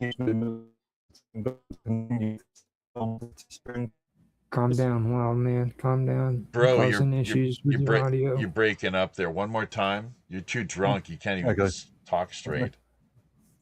Say it again. It's hardly any alcohol. It's hardly any alcohol in there. Something like yeah. We know how much alcohol's in there. Sure. Yeah. More than you can handle. Clearly demonstrating that. So I don't know why my camera's all messed up. I can't get myself. It's weird. All I can do is add a background here. And on Rumble, you can't do anything along those lines. You can't do that at all. So now if I was to get the rag out of my ass, as the old man puts, get the rag out of your ass. It's like that. That's quite an expression. But so not be such a lazy bastard that we could be live streaming through Rumble, Odyssey, and presumably even BitChute. All we have to do is go in and just add our OBS information to what they have in place, as from what I understand, and then with each show we have to change the information so that people know where we're at. That's about it. That's how it goes, right? It's that simple. That's how Roger does it. Holy geez, I gotta smarten up then. I gotta get it With together. the exception of Click now. See, Now you're on Rumble. On Rumble, if you go in there, you can connect your OBS directly to their Rumble studios. yeah, and we you can still do restream too. It doesn't matter, right?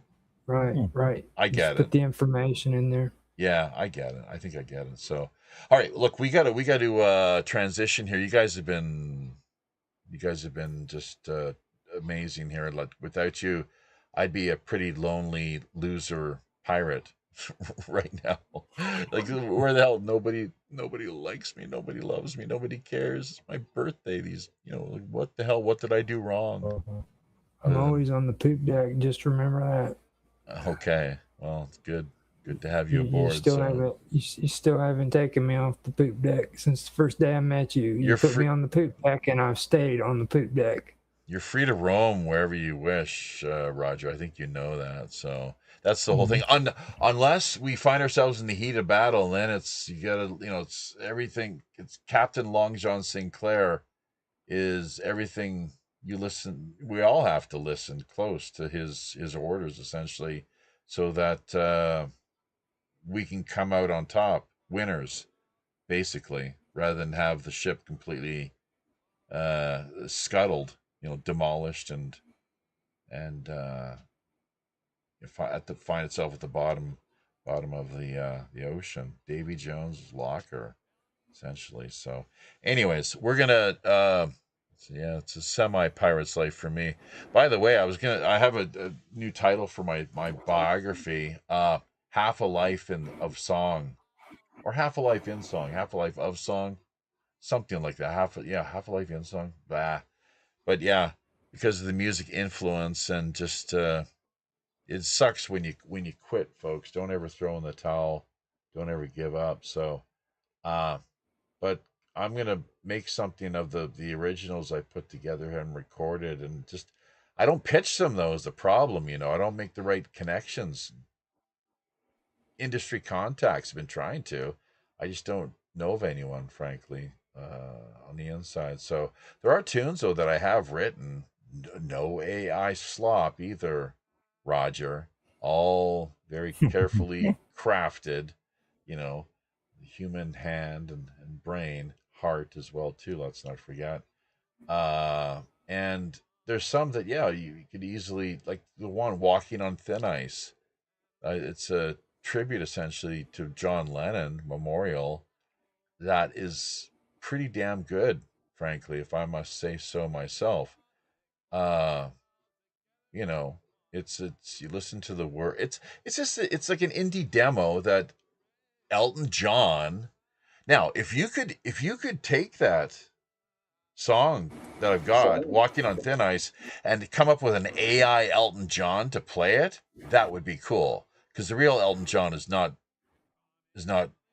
answering our calls, uh as you can imagine.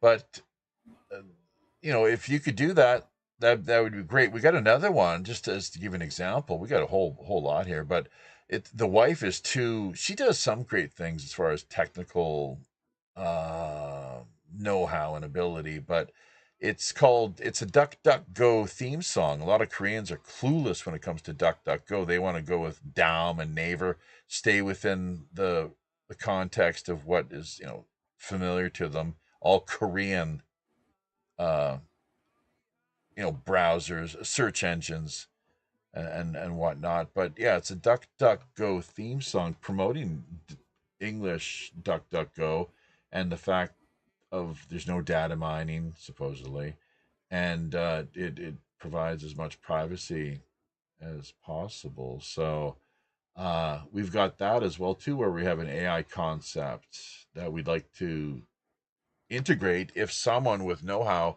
is able to take the music that we've laid out essentially and just replicate, maybe upgrade to or amplify to some extent, and add a few ducks that are kind of strutting along and kind of having a good time. Duck Duck Go. it kind of, if you listen to the song, if you hear it, I think you'd be able to figure out what I'm getting at or envisioning, essentially. So just ducks strutting along and dancing jovial I way. don't see any issue with the duck duck go idea, but as far as Elton John's thing is concerned, you might want to just look at trademarks and legal Well, issues. it's my song, man. Yeah, but having a sort of visualize, having a John. He's breaking up. Yeah, say that again. What are you talking about? So what? It's a tribute to somebody. You wanted to have some sort of machine generative imitation of Elton John. No. Well, yes, No. that correct. That would, if he's not going to do it himself, then Elton John AI, integrate that into the but that could raise some legal issues. Well, not if we say it's AI. No, it's like if you go into AI and you really get serious about it, you'll start doing stuff like my AI has actually created a new genre for me. Like I do what I call industrial mythic extreme metal. That's something that the AI has created for me. Okay, because I've incorporated like hardcore heavy metal with like industrial music with freaking mythic lyrics about myth, and then on top of that I've saturated it with just hardcore metal at like 185 bits per minute or beats per minute. So you've got all that going on, and like I just completely blew my AI away. It loves me because it can create this stuff, and like how Iron Maiden had freaking what do they call that? It was the trample, I think they call it the trample beat. Iron Maiden, okay, sure. Okay. Remember how Iron Maiden came out with Run for the Hills? Right. Yeah. I was never a fan of Iron Maiden personally. Let me give a shout out here. Just be ashamed of yourself. Okay, and we'll get back to you guys on the flip side here, but shout out to Amos Dale 777. Thanks for dropping by. Amos, 60 will be there quicker than you think, mate. I know. It's so you wonder why I'm so obsessed with like death is on my mind. Really, that's us. They talk about a philosopher preparing and practicing Buddhist too. My teacher would often, she'd ask me, how's your practice going? Anytime, it's usually like my guru back in the West, friend, really spiritual friend, heavy hitter to some extent. As Panabasa Bhikkhu puts it, I think David is what he goes by now, simply. Have you met him through Otto at all, or heard about him through Otto, Roger?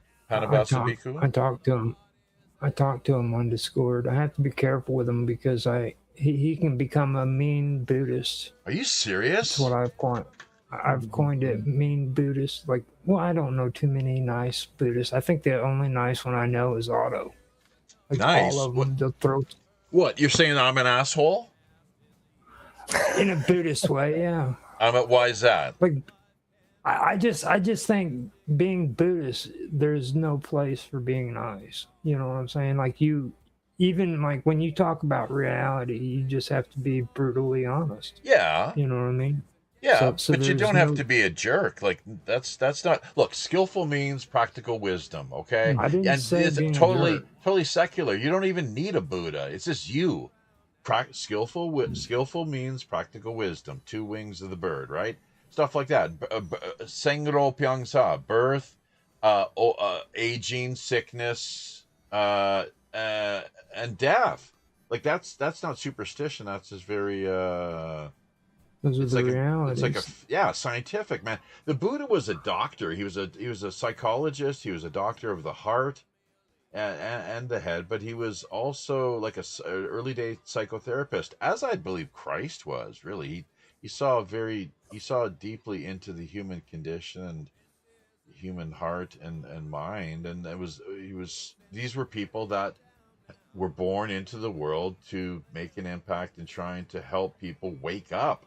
That's what the word Buddha means ultimately, just wake the fuck up. So because it, as with the Matrix, I believe is what they promote there, what they try to emphasize is we're going through this human experience, sleepwalking essentially. So, and that's one thing like Hitler talked about. He's like, thank God we have so many people are so stupid. There's somnambulists, I think is the translation. Just these sleepwalkers that they can manipulate.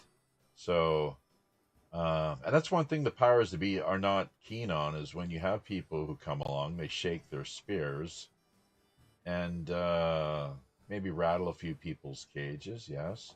So maybe not in the nicest way, but it's like whatever it takes to get the job done, right? Uh, and not in a mean way, not at all. Just it very I direct. don't know. You're making a sort of means to an end sort of argument there. Well, I guess you could say that if you're to wake people up, sure. It's like this. You don't have to hit them too hard, though, because ultimately it's up to you, right? If you want to continue sleeping, that's fine.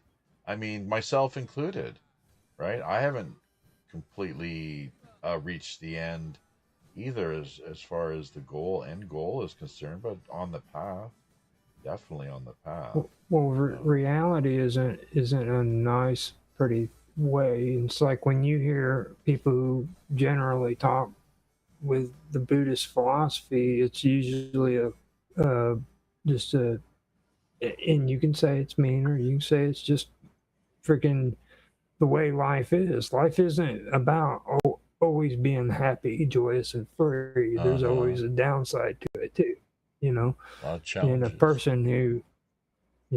person who's going to be honest with you is going to tell you, look, man, you're going to have your good days, you're going to have your bad days, and they're going to tell you about the bad days too, and you're not going to like it. Right. Yeah. Or that.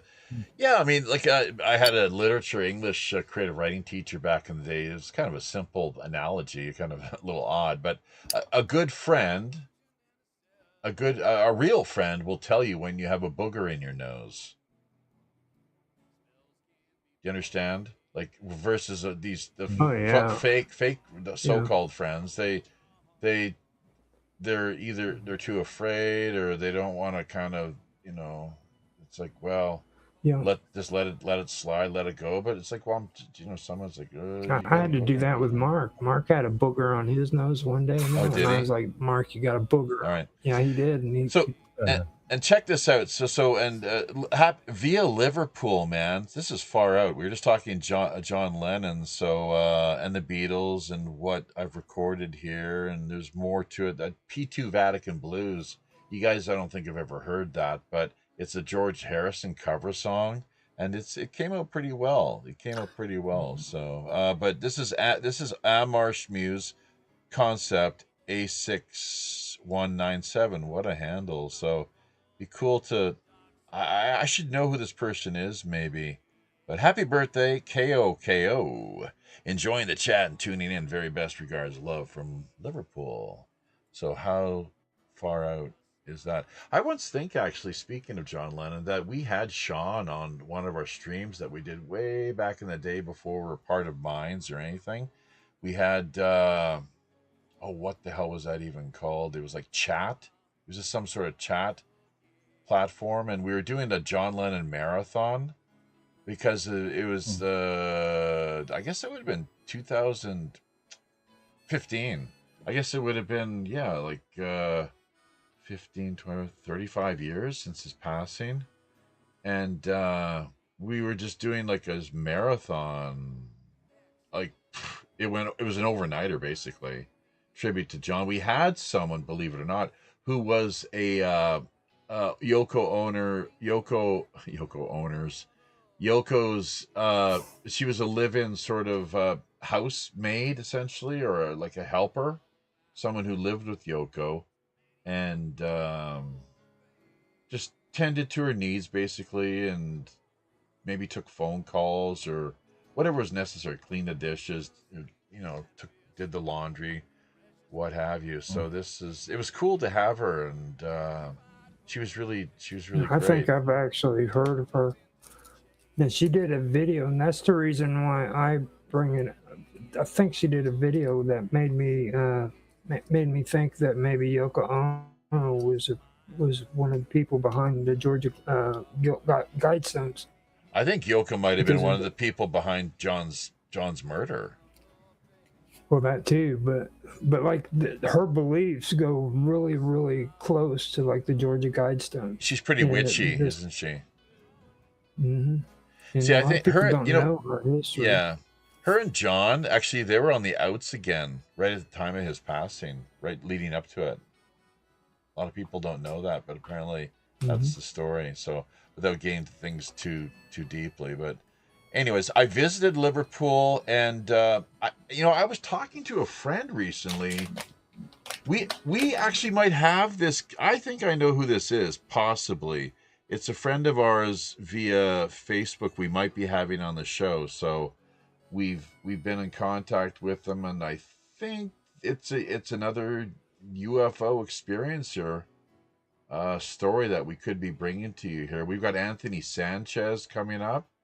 We've got James Heydrich, booked again, martial artist James Heydrich, who has quite an amazing story.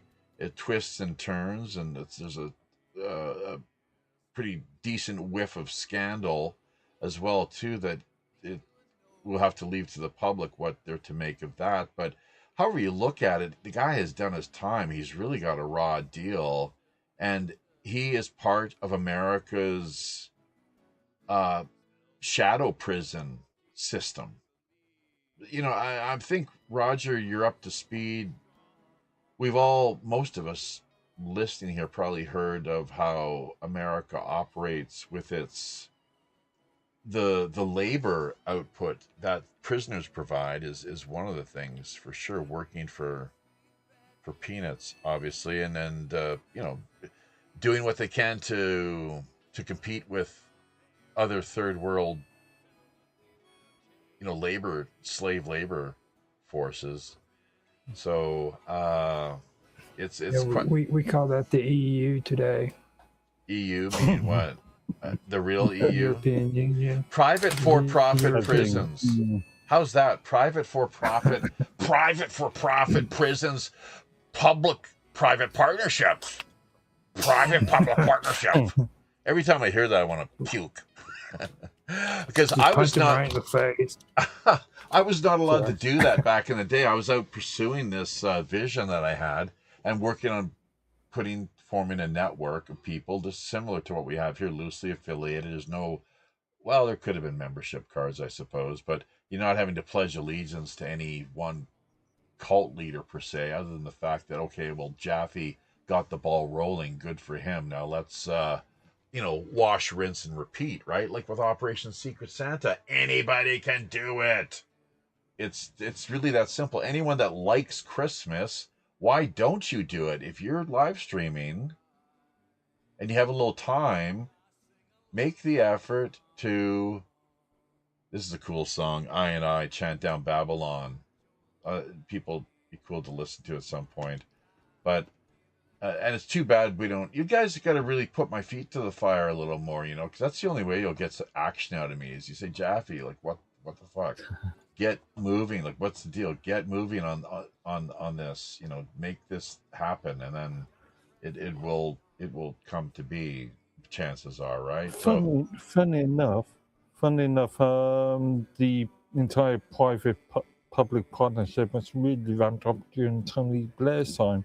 Oh my God! Modern day Krangos, you could argue, was more of a Tony Blair idea anyway. Modern day what's-those? Krangos. Spell? No, NGO. Oh, NGOs. Yeah, what do we got? We got think tanks. Think about how these all work together in conjunction. Think tanks, steering committees, NGOs, and non-profit societies. Do you get it? Think about how those all work together in, dare I say, collusion. And the way that you Well, the money trail and the money laundering and so forth, and we're not even talking, You, Indian-run casinos or Chinese-run casinos in British Columbia. you That's know going what down really either. gets me So about that though, it's how much we have all of us, even us, the older ones, have been brainwashed into that stuff. Because you remember watching Knight Rider, right? sure. You remember watching freaking MacGyver, Yep. all of these, these two shows mostly, they actually work for non-governmental organizations. Remember the law that Knight Rider was fought for. He was a part of the Law and Justice or something like that. I don't recall that. Kit was the car, right? Kit the car. Right. yeah. Ribbit. But that was an. I mean, they point blank said this was a non-governmental organization. It's Uh-huh. the something for law and government is Uh-huh. what the name of the organization was. And then MacGyver was another one. He went off on all these missions for freaking a non-governmental organization, and he saved the world. Like Uh-huh. we were raised up to believe that this stuff was supposed to be where the heroes came from. You know, It's all. I mean, It's called programming for a reason. Let's not forget that. It's why we never, as you listeners people that have tuned into the show more than once or twice will know that we never refer to the content that we produce as programming, nor are we keen on the whole following business. That in itself implicitly implies and produces a cult-like mentality. So you're not. We really encourage people to think for themselves and not follow anybody. Beware the cult of personality. Whether it's the This is the reason why I don't like the concept of social media influencers. foundation. Well, but that's and things they fall in love with these people, right?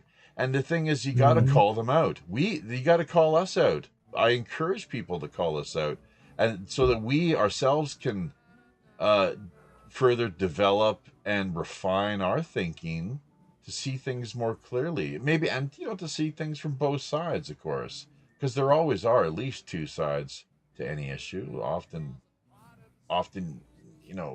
more as well. Let's not forget. So, but anyways, It look. was the foundation for law and government. Oh, Knight Rider. Is that right? Right. For law and government. Wow. That's the last. We don't. Geez. And do you know how apparent, like with the cartels and the company, you know who the company is, right? The CIA. The mafia. Yeah, like they're okay. so deeply intertwined and in bed with one another. It's really quite disgusting.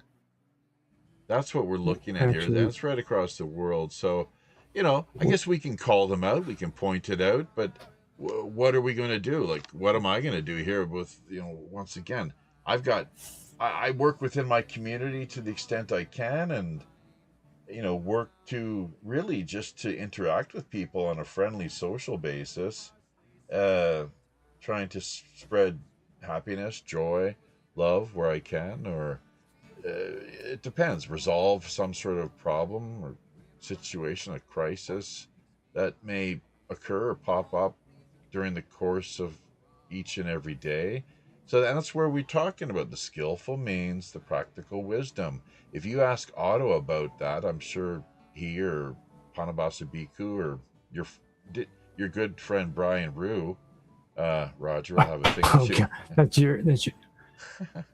Now, Brian, don't get me wrong. I mean, I had a good interview with him. He's a cool guy. I like Brian. So He's very, very charming. Very. I had a likable. good interview with him. Yeah, I'm just not It's down with just, the whole I mean- the Hitler thing. I'm not totally sold on Yeah. that. So, but I do believe. he really does love Hitler.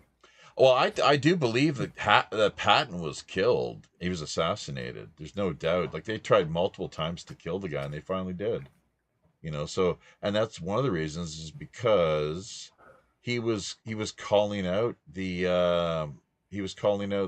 Soviets, and I think the Jewish Bolshevism as well too was maybe what he was uh, wary of, and those two seem to go. It's it's not. Well, is it Catholic Bolshevism or Buddhist Bolshevism or Protestant Bolshevism or what exactly? And you had back in the day. Let's not forget the Reds and the Whites. Same in the Russian Revolution. Mm-hmm. The same two colors that just coincidentally, I suppose, is what you find on the technocratic logo, the branding that they use, their dialectic. It's not black and white as per the Taoists. It's red and white. And the two are mutually exclusive. And I've talked about this in the past. You guys might have heard me, try to break it down, but it goes right back to the pre-Socratics. I traced it back during my university days. Actually, I found it quite remarkable and noteworthy. To the point where, even if you can believe it, apparently there is a rumor going around that I was up for some special award that they had just come up with from out of the blue. But I'm not sure why that was. But it's interesting, too, because I intuited that would be the case. Sometimes, I'm not sure if either of you or any of our listeners have had premonitions, but talking about sixth senses and so forth. But that was one of them where I had a friend come up and say, "Hey, man, they're working on putting this special academic award together for you." And I didn't really press him on it too much. Just looked at him and kind of like acknowledged what he'd said and moved on to talking about other things. So, but the just to It finish, never went anywhere. Pardon me. Yeah, it never went anywhere. Come You again? never received the reward. No, award. no. I crashed and burned. It was a miserable failure. Nietzsche, Drug-related non-duality. issues. What's that? Drug-related issues. I was smoking too much weed and had sort of like a bipolar breakdown Yeah. or something, So, anyways, Yeah. Nietzsche, non-duality, and the nature of our neuroses. That was the title to the paper, and basically, but it was a great paper and a great concept and way of kind of something definitely worth diving into. So, with the dialectic, though, the pre-Socratics, that there were these two schools. There were the ones that were, if you look at what they had in place, it was mutually exclusive, and secondly, the what the hell they call it now? There was mutually exclusive versus the uh, where you had no black inside the white, essentially, versus the other where mind dumping again. Yeah, you can tell you're getting older. You know what I'm talking about, though, where the other side, the other school, the approach where they had the white in the black and the black in the white. So,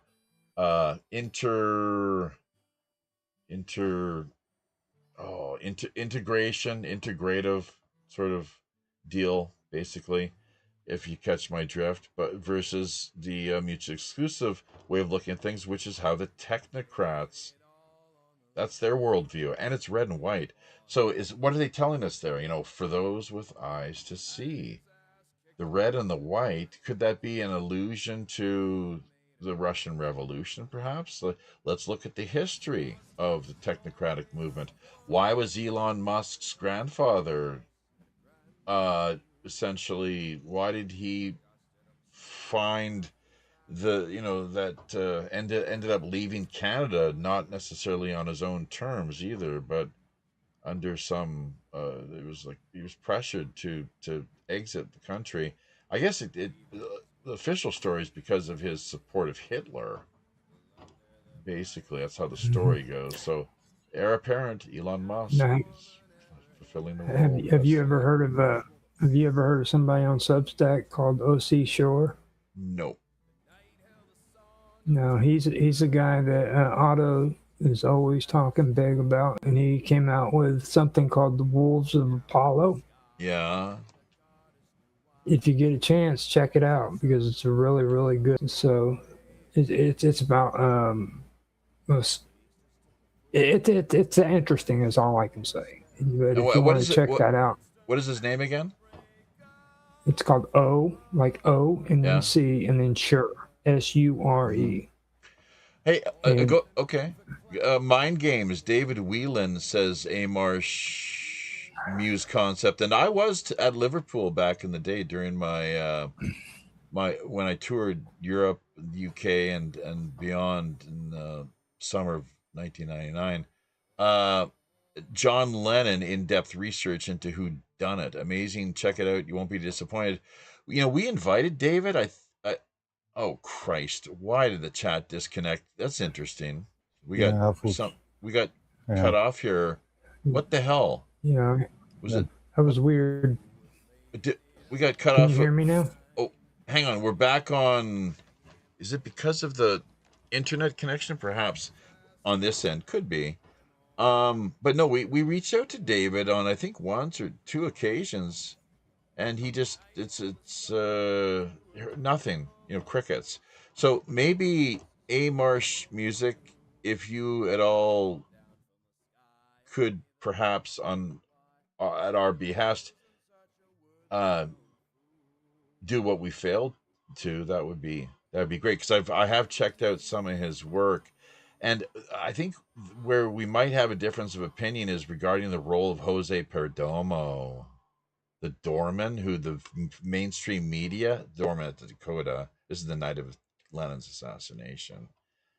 There's a couple things going on that really do come into mind, including the fact of why was Mark David Chapman, why did he have a ticket the next night to with David Bowie on stage? I guess it's like a Broadway performance of The Elephant Man.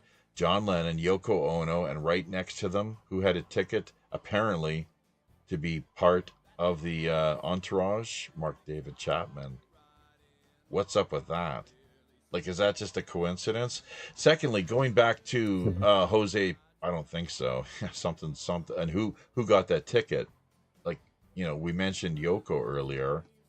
Well, that's something, you can't rule these things out, can you? I mean, put on your Sherlock Holmes thinking cap and, you know, see where it all leads. Even sometimes the uncomfortable truths. But Jose Perdomo, so I think David says that he's like, well, it's like, yeah, but not that Jose Perdomo of Operation 40, the Bay of Pigs, you know, military, the force, the land that had been trained to be part of the Bay of Pigs invasion, the CIA's, you know, and support of the State Department, Joint Chiefs of Staff, and what have you. So not that Jose Perdomo, but the mainstream media failed to even bring his name up for at least, I guess, 10 years after Lennon was killed. Like, what's that all about? Really dropped the ball. Amusingly enough, you know, I've got a music channel on mine, which I just put up a load of YouTube videos on. 2 days ago, I actually stuck a creative post out of Jerry and the Pacemakers, Ferry Across the Mersey. Oh, let's hear it. Let's hear it. It's a cappella version. Ready? 1, 2, 3, 4. I'm not going to start Ferry across the Mersey. Yeah. So Jerry and the Pacemakers. Yeah, I'd rather scale along. He recently passed away, didn't he? Who? I think he did. One of the Pacemakers did. Sure. He had a pacemaker installed, and it didn't last as long as he'd hoped it would. So, speaking of mines, bloody hell, I'm going to bring that up after we get back from the break here, but we're listening to a little, in case you're wondering, Hemp for Victory song recorded by yours truly, a number of years ago now, in fact, written around 1995, if you can believe that, and recorded in, I think it was around the year 2000, maybe 98, actually, the first studio recording, and re-recorded a couple of years later. So, I mean, that's an anthem, man, if ever there was one. Hemp for Victory. I have a cousin who's kind of connected to the political machinery that operates at various levels throughout the country, from, unfortunately, the liberal, so-called liberal end of things, the Liberal Party. And he claimed that I actually contributed to some extent because of my activism at ground level with, right penning protest songs, and out, doing little street performance, as well as journalism too, via the ground level independent college university journalism. Had a I'm not sure how much of an impact, but something of, to some extent. And we all do, just by the fact of being here, obviously, including those in the comment section. What that is anyone's guess, really. That's up to debate. But sure, of course, we're all influencers, so it is what it is, man. Why make a big deal out of it? And ultimately, it needs to be left to the listeners themselves, audience members, what they're to make of it all. Hopefully, they've got something to contribute on their end, as what we've seen here via recently our Liverpool friend and fellow pirate Matey and Amos Dale and others, that they engage and kind of complete the circuit, as it were. So, but yeah, that did have an impact, of course. And to what degree, I have no idea. But it was interesting going back to Canada last summer, all the pot shops that were up in place and in operation. And without getting too much into the, as I say, the devil's in the details. But I hear that these days things have gotten a little more challenging as far as being able to maintain a lucrative, business in the pot shop industry. I'm not sure. I would argue it's a lot more easier now because of economic downturns. Well, where do things stand on that front via the UK? Maybe we'll get back to that when we return, because we've been carrying on here for far too long. That's why we need to have a little more discipline in place, where we what we'll do is, look, we'll get the commercial break, and we'll come back for just a short little 10-minute sort of wrap up and call it a day. I think that's the best way of doing things. So if you could, gentlemen, meet yourselves out, and we'll take it from there. Much appreciated. So let's cue up the Can of Sense Red Dragon Herbs and Teas commercial interlude, reminding you that with any order of $25 or more, you will immediately receive a 10% discount. So do take that into consideration. Simply let Ryan know one of two things: either pirate radio or pirate code. That'll help unlock that amazing 10% discount. Meanwhile, on the Can of Sense Cannabis Collective front, our referral link number is, as memory serves, 1318. Do I have that right? It's been such a long time since we've done a show here. So, but you can find us easily enough over there, WPRPN or Pirate Podcast. I think it's WPRPN, and they've got a great inventory and selection of products that will be sure to meet your needs. If not, get back to us. Let us know what you think.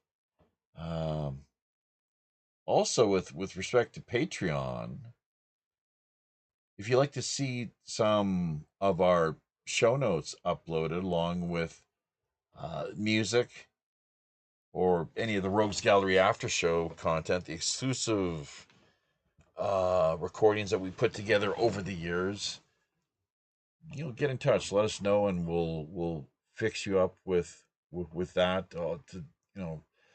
For as little as $1, one single doubloon, folks. Half of which goes directly back to charity. You can't ask for anything more than that. So we'll be back in just a flash. Do not touch that radio dial or computer mouse.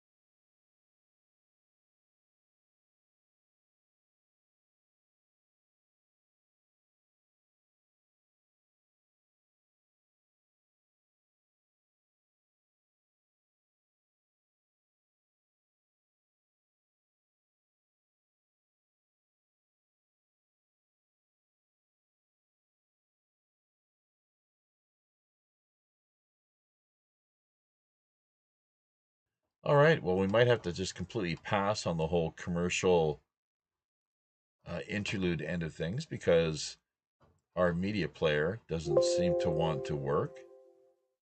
And that's fine. That's the way it goes sometimes here.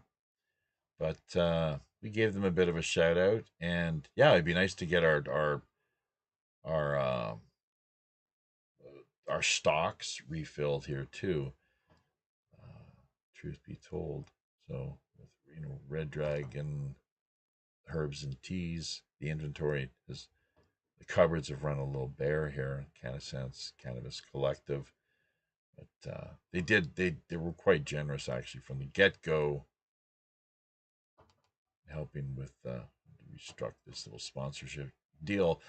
Speaking of which, as far as sponsors are concerned, yeah, keep a lookout for anyone you think might be a reasonable match, folks, and we'll take a close look at what they've got to say for themselves, what they've got to offer, and potentially strike a deal as far as feature shows are concerned, and even maybe potentially Late Night in Korea. We might relaunch that feature as well. That ran for a total of, I guess, 60 some episodes, and we've since retired things mostly because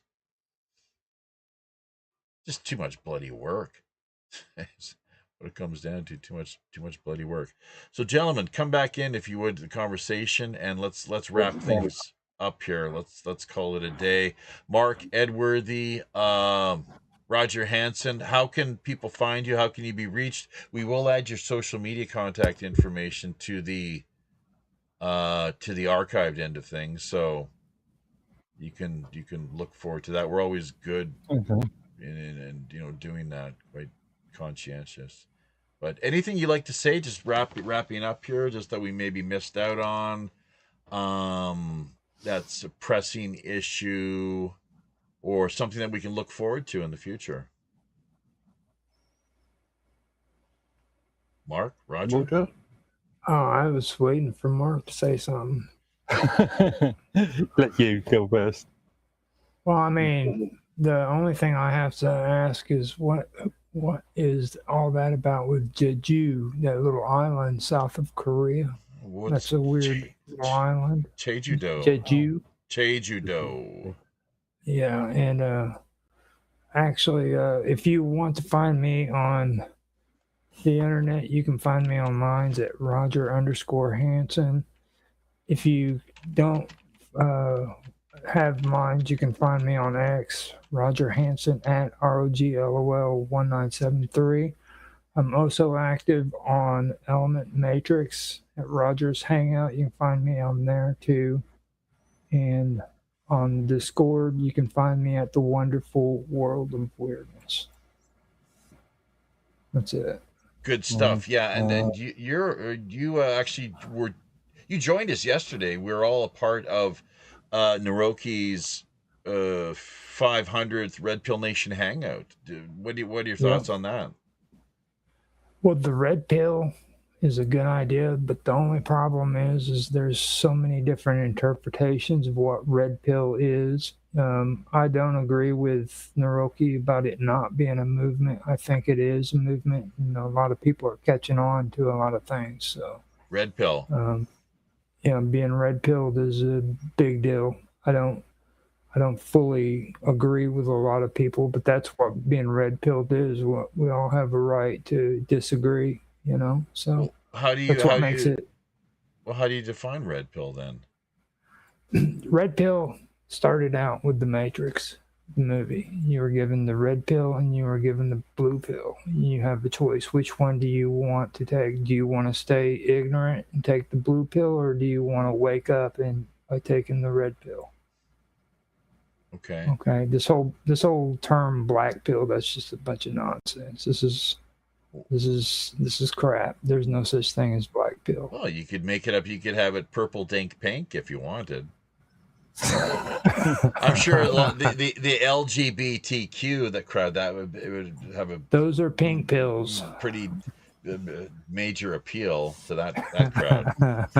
Purple dink pink. That's one of my dad's favorite little catchphrases. Purple dink pink. So yeah, that's right. Okay, gentlemen. Well, like I said, we got Anthony Sanchez coming up here, James Heydrich, our friend out of Liverpool as well, who will be, if we're able to connect. I'm not sure if he sent us his contact information yet or not. So much gets lost in the mix with all the spam we get, you know, over at Pirate One Radio at protonmail.com. Just be sure to with the what you have in the subject area, the titled Pirate Radio interview is usually the best, or maybe a Patreon donation. Almost even better sometimes. Obviously, we need something to keep the water running, lights on, sales gloriously,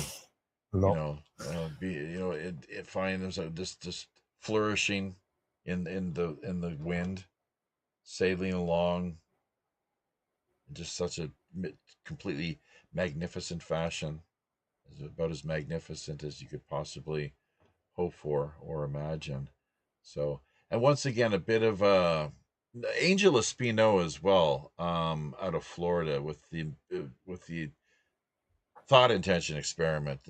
Art Bell had some really powerful results, I guess, as we have too. It's really bizarre how that works. It's almost, do you remember light as a feather, heavy as a rock, picking people up with your fingers? You would get like a group of people and put like your fingers, 2 fingers under their shoulder area, then maybe their legs, and like maybe have 4 people, let's say, and heavy as a rock. And they would be thinking heavy as a rock, and it would be really hard to move them.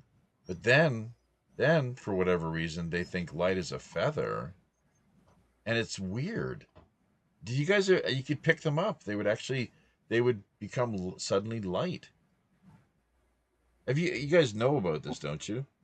Yeah, I'm aware. It's bizarre. Yeah. What is that? Sounds Buddhist. There's so much that we don't know of. Once again, the iceberg theory of anything. Pick your poison.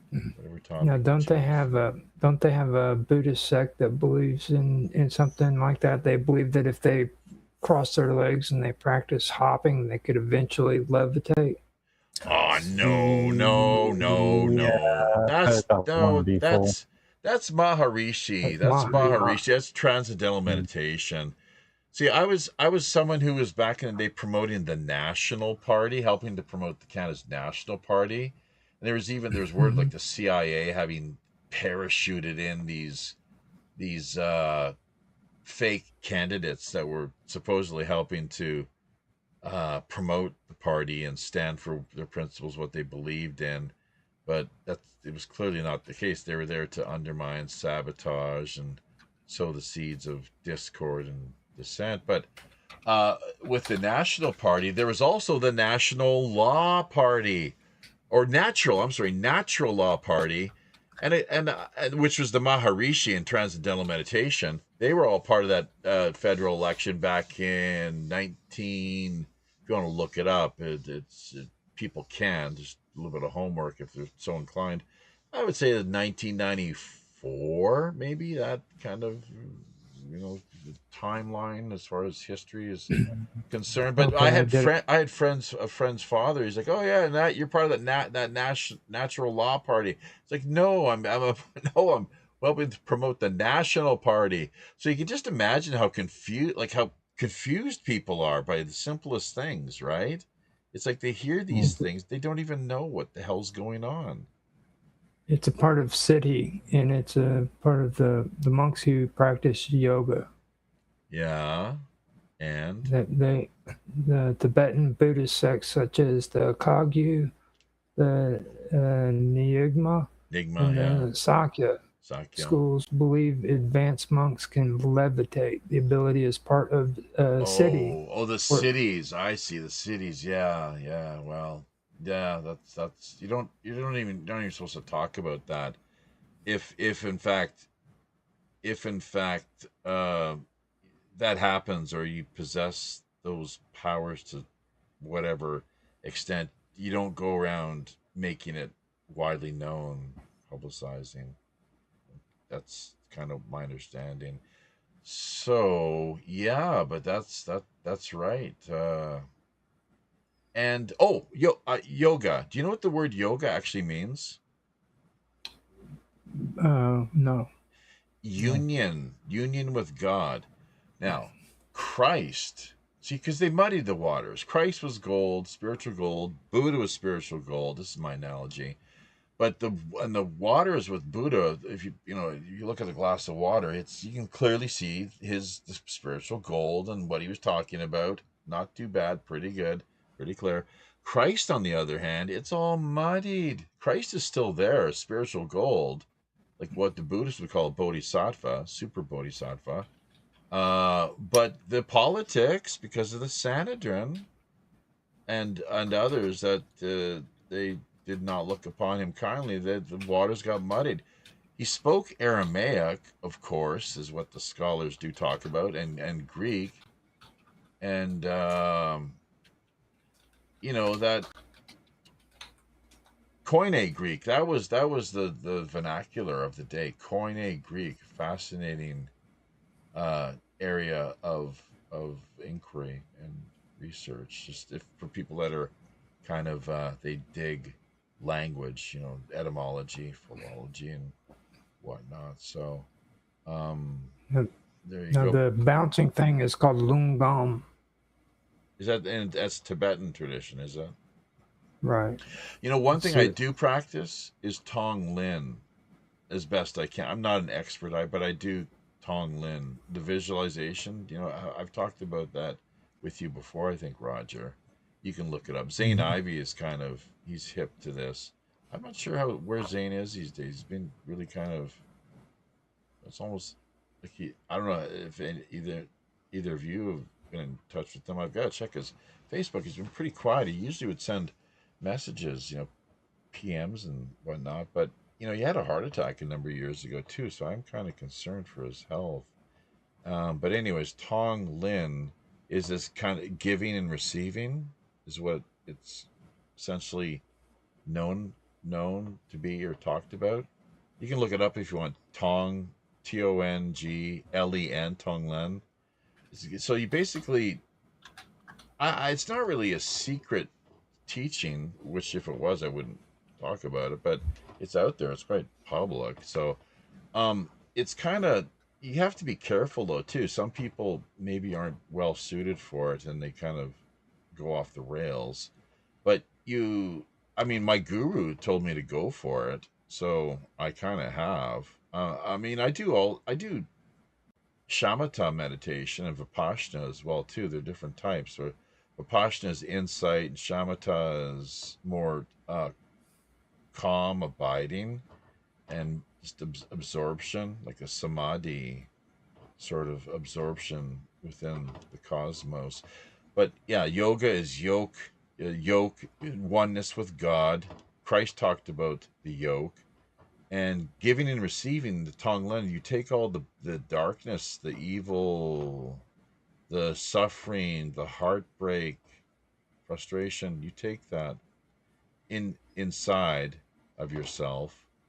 You visualize this, and then you spend time working with that, spiritually, mentally, what have you, through the heart largely is what I understand. And then just visualize a release of it having been transformed. There's a lot of that, it seems, that goes on in the Tibetan tradition, this transformation of energy. It's like a kind of alchemical Well, tradition. Tonglen is probably the reason why Tan had an issue with my interpretation of why Jesus died on the cross too, because that was the reason for him dying on the cross, was so he could receive everybody's sin. Yeah, You know what I his mean? last words too. It is finished. Hmm. Right, like And it's like done. no, I told him something else that really stuck to him. He didn't like it. It was like, if you read the Bible, it says that the only reason why Jesus came to earth and sacrificed himself on the cross was so that he could rightfully sit by his Father's side. I and the Because see, Father. Yeah, go he was a ahead. perfect being, except for he never experienced sin. Well, you know what the word sin means? What? We have to know these things if we're throwing these terms around, making use of them.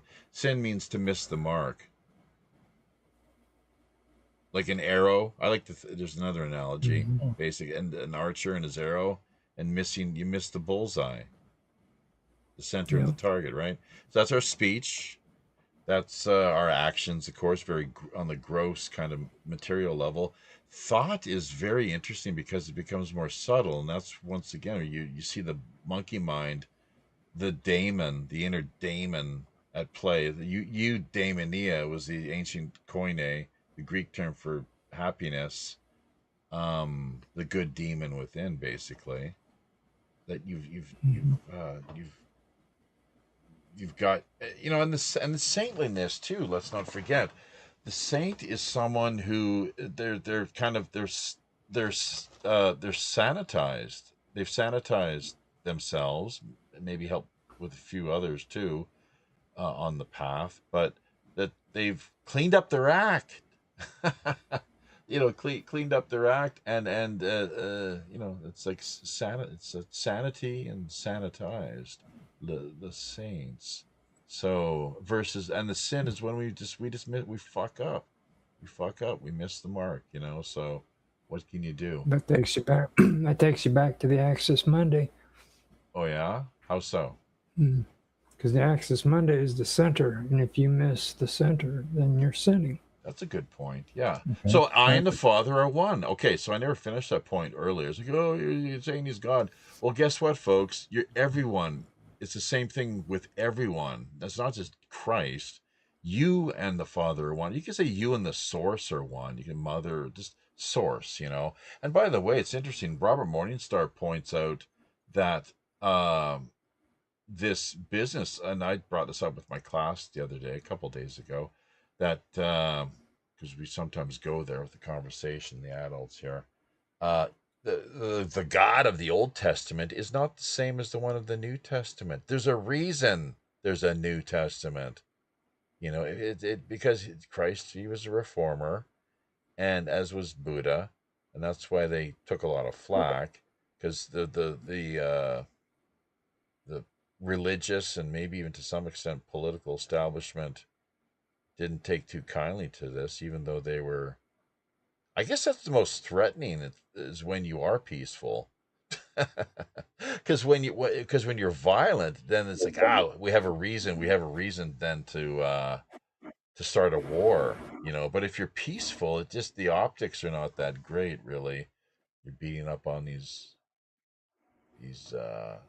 people who, well, I mean, you do have to defend yourself too. So it's when you're attacked, so just to a reasonable degree. But um, where the hell were we going with this now? So I don't know. I think I'm running out of gas essentially. But yoga and yoke. No, I and the Father are one, and so is everybody else. It's not like, I mean, he was a bodhisattva basically, and that he was born. The reason he came back, and you know that born again is it's 35 times in the synoptic gospels, I guess as they're known.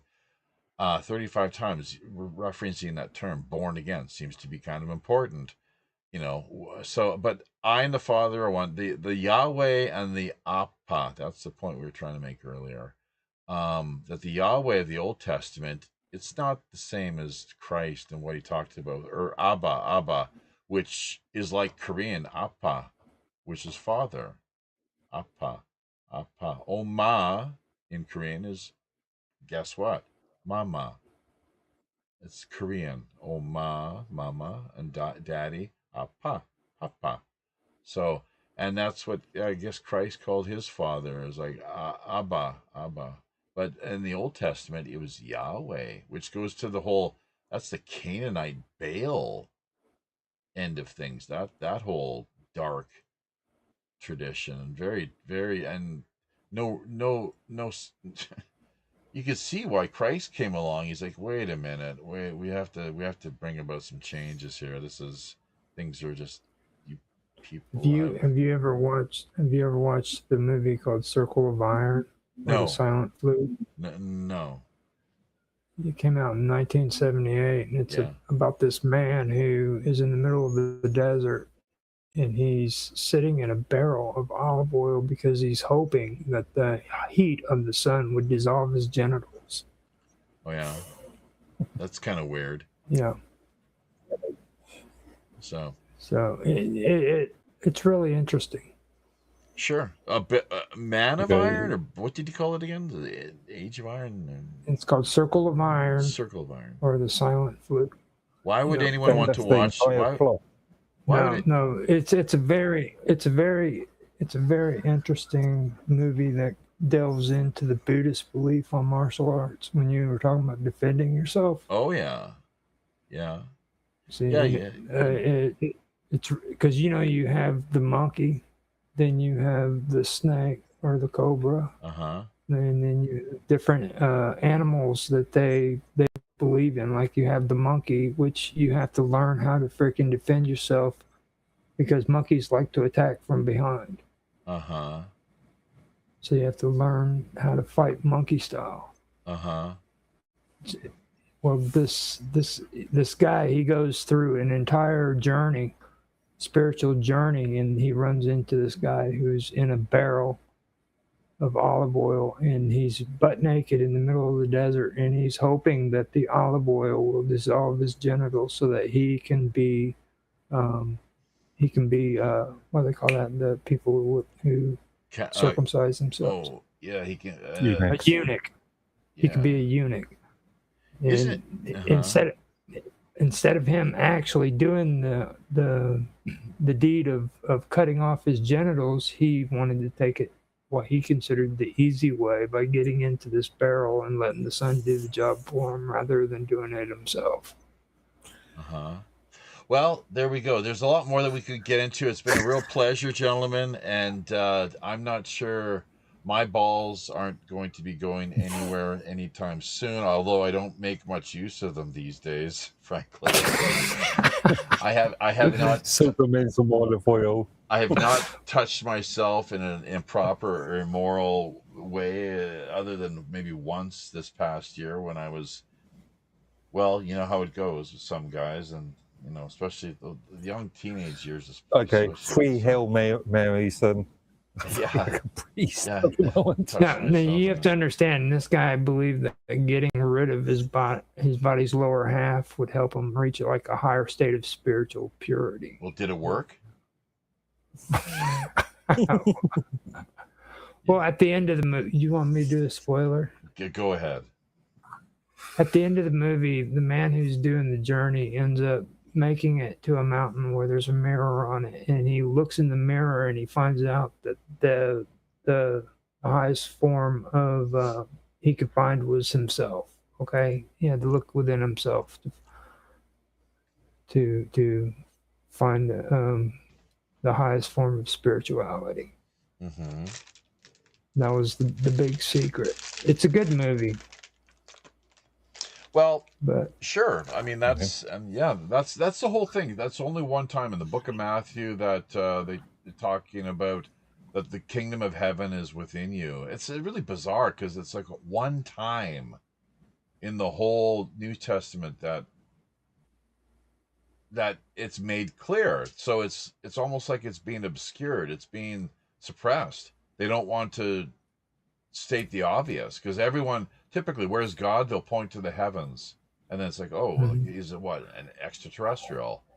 Or where are the angels? Oh, the angels are up there in the sky too. Oh, so these are more extraterrestrials, which is probably, there's something to that, but it's like we're talking outer space. What about your inner space? That's right. exactly, and that kind of freaks out. It would seem that some people, and the religious establishment in particular. But once you dosed yourself like a heroic dose of psilocybin or any other form of quality psychedelics, that things are just, your life is a lot different. Frankly, the doors of perception have been, I don't know about cleansed necessarily, but it's a life altering experience. And I know I did that back in the day, uh, quite intentionally. It was another birthday event. I think it was like 18, maybe 18. And yeah, it was crazy, man. It was like 2 double hits of Blue Unicorn. It's like, all right. So it's like the first one wasn't really doing much. So it's like, I think I'll take another, see where this leads us. And I was tripping for like most of the rest of the day, basically, and it was pretty cool. So it was a great Rainbow, experience. dude, rainbow. Wow, man, we went to see the first Batman with Michael Keaton, actually, in a place called Prince George, which Naroki knows about. But we drove all the way with our friends, and we had 2 girlfriends, and weren't all that romantically connected to them, but I guess we could have been. I just was not interested. Not that I wasn't interested in chicks, of course, but it's just they were just friends, or I wasn't gonna just, they were just friends. So I grew up with them; they were friends. That was it. But it was a good time, and I at that stage already read Aldous Huxley's Doors of Perception and was quite keen about having the opportunity to take a trip and experience what all the fuss was about. So, and although I would never do it again, even Timothy Leary talked about acid. He said something to the effect that you really got to be careful where where you're getting this stuff from, what your source is, big time. So I would never, mushrooms. I would do again, probably in a heartbeat. Absolutely. That's interesting. These bastards here. Another thing, even for like PTSD or alcoholism, which we've now realized, I guess, it can be uh, employed and used therapeutically as well. They should be if it works. And that's the Buddhist approach, man. Is that if it helps relieve suffering, go for it. And because that's what the world is. The world is filled with discomfort and this dukkha, which the best analogy I've ever heard is like this wheel that's kind of rolling along, but it's sort of wobbling. You know, it's kind of not really, it's not as smooth as it could be, basically. You know, it's a little out of whack, out of control, wobbling. So hopefully we didn't do too much wobbling this go round, but it's been a great ride. And I don't know if I picked up a contact stone from somebody out there, but it almost seems like that may have been the case too. Maybe it's just a spiritual high. I have no idea. Got to do what we can to You did good, man. Just remember, do not stick your balls in olive oil. Why? You know, I think they used to actually keep with the eunuchs. They used to store them in honey. They'd have them castrated and then put them in these jars of honey, if I'm not mistaken. So yeah, I suppose they're preserved.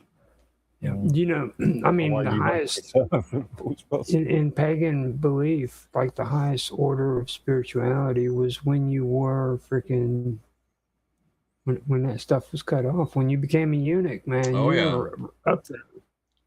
Do you know what the word pagan means? Etymologically, break it down, deconstruct. You know, it's real simple. Okay, people, you put a pagan. What does it really mean? An ignorant country bumpkin or something. Yeah, exactly. There you go. Yeah. Oh, we did that, did we? So yeah, and you look at the term propaganda. All roads lead to Rome, my friends. All roads lead to Rome. Propaganda. So who was being targeted back in the day with, who was the target of Rome's propaganda? It was the pagans, obviously. Propaganda. So anyways, we'll leave it there. And stay tuned, because we will be back at one point or another, and hope that people such as Vidali Lotus and others, our friend out of Liverpool here, Amos Dale, all the lurkers who never got to sign in, folks, if you want to be part of the dialogue and conversation. So contribute to the show and what ultimately is added to the archive. So there we go. But once again, social media contact links. Let's hear them, and then we'll get you to mute out and cue up the outro. Okay, mine's just one site, mines.com, username Mid-week. That's right. And Roger Hansen, almost something quite similar, isn't that the case? Yeah, didn't I already do that? We're asking, well, you could do it again just to remind people. Roger _Hansen on mines.com. You can catch me on X, Roger Hansen at ROGLOL1973. I'm also on Elements Matrix at Roger's Hangout, and I am on the Discord at The Wonderful World of Weirdness. That's it. Perfect. So we had the media player freeze up the first go round. We'll try the VLC and see if that manages to get the job done here or not. Unfortunately, we're running off just the one main computer, so that could is probably a contributing factor here. But gets you guys to mute out, and I think this is going to take off just fine. So Pirate One Radio at protonmail.com. Let's not forget that, our main email contact address. If you have any PayPal donations, of course, way to do things, any show suggestions, guest ideas, stay in the loop, be part of the action here down in Skullport Harbor. We will be back with Anthony Sanchez, James Heydrich as well, the martial artist and magician, coming up. They're in the queue along with a whole host of others, so a lot of great stuff coming your way. On behalf of Captain Long John Sinclair and all the rest of the crew here down in Skullport Harbor, until we meet again, Beauty's high, often all too intrepid.